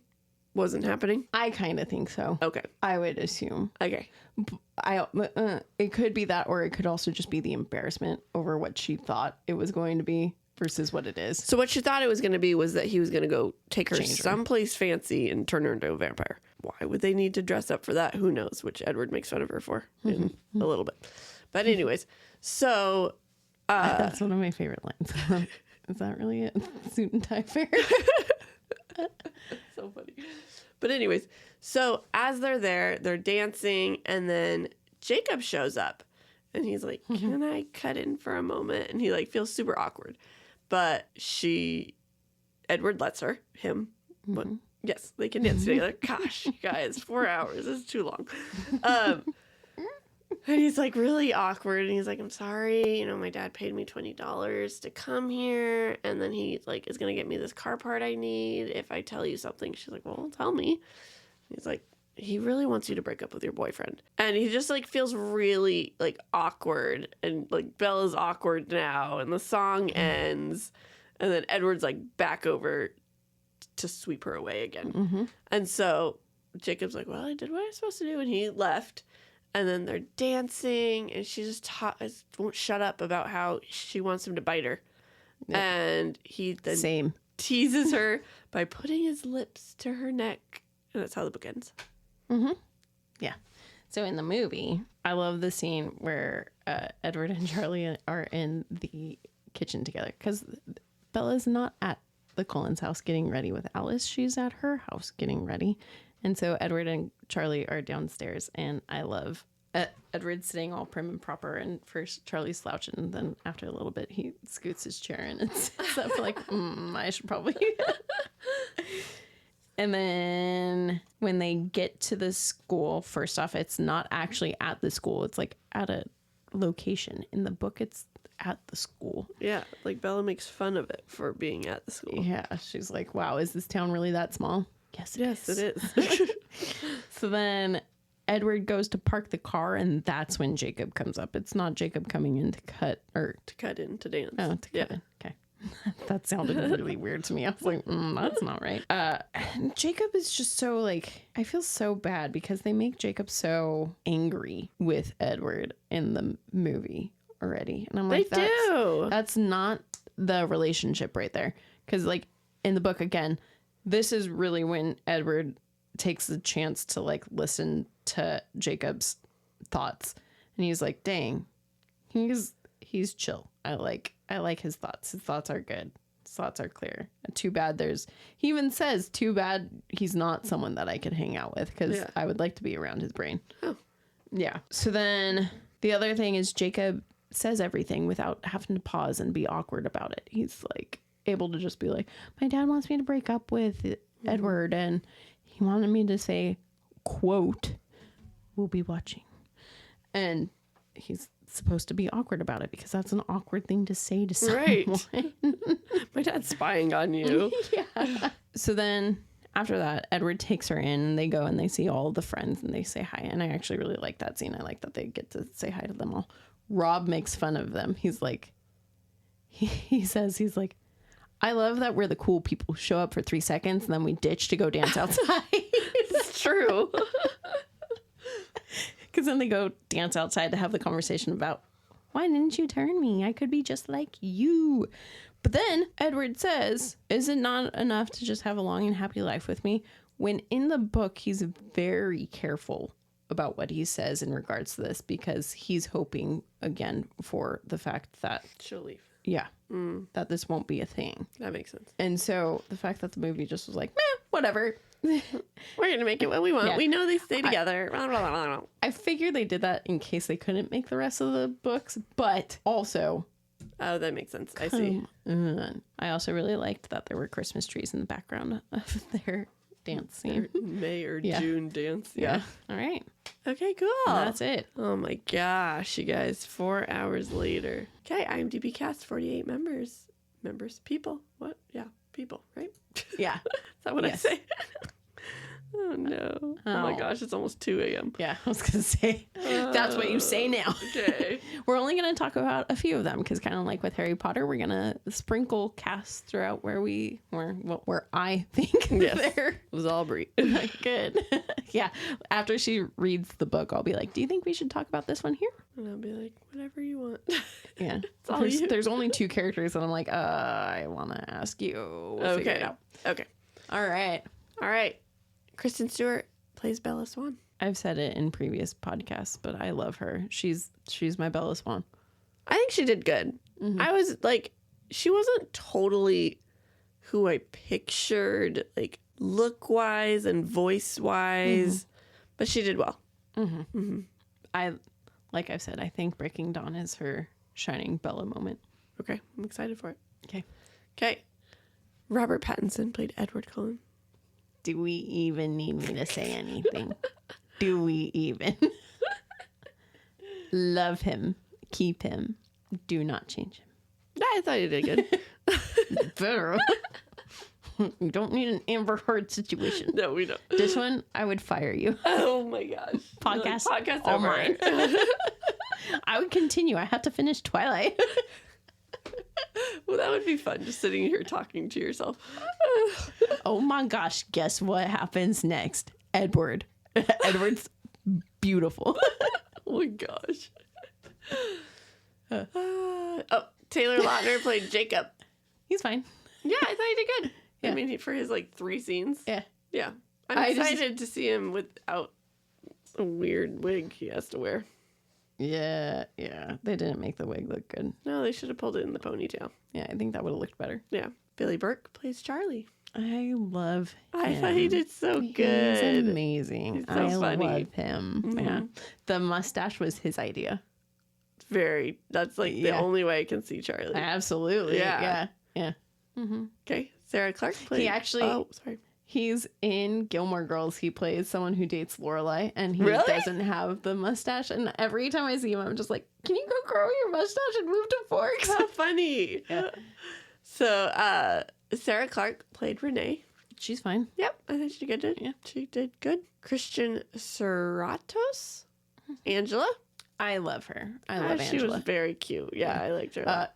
Your sister-in-law said that Angela reminds her of you. Oh, okay, that's who it is. Yeah. I can see that. I'll take that as a compliment.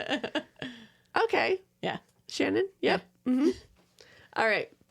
Michael Welch played Mike. Haha, that's funny. I love him. I thought he did good. I love Mike. Yeah. So he get better and less obnoxious? No. Oh, all right. No, I just love that aspect. And I also love, although in Midnight Sun you find out that his thoughts are pretty vulgar when it comes to Bella, but... Well, I mean, he's a teenage boy. Yeah. That's what Edward says. He's like, all the teenage boys are thinking like this about her, but you doing it is obnoxious. You're too much. Oh. Okay. Justin Chan played Eric. He's fine. Yeah, I thought he did fine. I mean, I didn't really expect... I don't really know what I expected for Eric. Mm-hmm. He seemed a little more like upbeat than... My problem is I think they try to make Eric, and Ben. They did. That was one of the facts. Oh. Well. Yes. I'm so smart. Yep. Oh, gosh. Okay, that makes more sense then. Yeah. All right. Gregory Tyree Boyce played Tyler. He's hilarious. I thought he was hilarious. Yes. Yeah. Rachel Lefebvre. Thank you. Yeah. Victoria. She does good. She's I like her a lot. Crazy. Yeah. Oh, this is probably, what's her name? Bryce Dallas Howard. Yeah. She originally was supposed to play Victoria, but that's why she got recast as her. Oh. She originally was supposed to be her, but I think there was scheduling conflict. Conflict, or she changed her mind, or something like that. That's what happened with Rachel for the third one. She was supposed to do the third one, but then she... Oh, yeah. That's hilarious. Well, so that's why she... Wow. I didn't realize it was her who came... When I read that, I was like... So I didn't realize that was her. So that's probably why it's really hard when I watch like Jurassic World now, because when I see her, you'll just see. Yeah. Okay. And then Cam... Oh, gosh. Gigande. Thank you. Played James. He's great. I love him awesome. as James. Yeah. He's perfect. Yeah. All right. So is the theme of the book and movie the same? Yeah. Yeah. Vampires. Love story. Yeah. Okay. Do the characters stay true? Yeah. I think so. Yeah. Yeah. For sure. And which do you prefer? Book or movie? Oh, we didn't say. Oh, we did say what we saw first. Yeah, we did. Okay. You nailed it on the head. Book. Yeah. 1000%. Like, I love Rob, and obviously I will watch it over and over, and I don't really care about the differences when it comes to this one, but the book, 1000%. Yeah. I say book too. I don't know if there's an hour's worth to cut out either. So there's not. No. It's going to be like 3.5 hours long. Oh my gosh. Gone Girl 2.0, but better. Twilight. Oh my gosh. All right. And Rob. And now you all can realize I was actually really nervous. I was going to start with this, but I was actually really nervous to do this because, like I told Allie, I'm a Twilight freak, obviously, and I fly that flag proudly. But at the same time, I also get made fun of it for it all the time. So it's kind of weird to just openly be like, hey, let's show everyone my freakiness. I love me some Twilight and Rob and Edward. So I was really nervous. I thought I wasn't going to talk at all. I thought this was going to be Harry Potter 6 2.0. Man, you chatted the whole time, though. I learned so much. Good, I'm glad. Like, not bad. You didn't, wasn't like, oh my gosh, shut up. It was good. Good, because I felt like I was. No. I feel like I also started, omitting a lot, and I feel like I could have talked for longer, but... Well, good thing you didn't, because we did not have time for you to... Jesus, no, I was trying to go to bed at 8:30. Friggin' 2 a.m. right now. Oh my gosh. All right. Well, yeah. Yeah. Okay. All right. So we got our Wednesday minisode. Check it out. We're going to make it Twilight themed. How? I don't know. We keep saying that, but by the time... You best fucking believe I'm going to make the minisodes in Twilight. Minisode related. Oh my gosh. Well, just it is... We were talking about this earlier, where it's kind of hard too, because we're by the time we record these minisodes, we're going to be 2 months books forward from Twilight. Yeah. So It's hard to. So I might not be as excited. Oh, that's true. I might not be as excited for it when it comes. Yeah, right. I was just going to say, do we know me? Obviously, we don't. Why was I worried about that? So, anyways, point is, we have no idea what the minisode's going to be about, but we have thoughts, and we'll see if they stay for these next 2 months. And Fingers. because we also, edit this and listen to it within the week of us recording it. So I don't know what's going on when it comes out. Nope. Won't remember like, that we said this. Cool. Glad we had that thought. That would have been nice. Can we remember that? All right. And then, of course, next week, New Moon. I'm excited to go start listening to it. I'm excited to get it over with. Wow. This is my least favorite one. This is like... Because Edward's not in it. Yeah. Right? Yeah. That's the issue? Yeah. Well, that's the issue. Plus you don't like Jacob, and he's in it. That, and you're going to hate Bella even more. Oh, great. Oh, my gosh. Ugh. I really cannot wait for those of you who've read New Moon before or watched the movie and remember it. You know why she's going to hate Bella even more. She's going to be all whiny because Edward's not with her. Right? It's almost worse, but yeah. Oh, my gosh. Ugh. I can hear Alyssa laughing now. She's just... I'm shocked. I like Twilight when I hate the main character. I know. I don't know how that's possible. I don't either. Y'all, I was so bitter with her, too, because she... Throughout the, first half of the book, really most of the book, she's ragging on Washington and how gross it is up here and how green. It's too green. I'm like, go back to your dead state. Let me have my green. Get out of here. You're unwelcome in my state anymore. Gosh. I say dead state. And Arizona's like my beautiful. It's beautiful. It's my second home. I have family all down there, so I'm not ragging on Arizona. I love Arizona, but Well, Stephanie's from Arizona. I assumed so with how much she went on about how wonderful Arizona is and how horrible Washington is.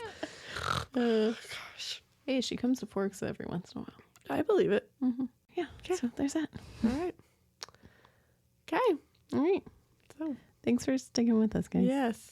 Sorry if you absolutely hated me talking on and on and on about Twilight. Get used to it because it's for the next 4 podcasts. Oh, yeah, after this. I almost was 5, but we technically just got this one done. Yes. So, yes. Yep.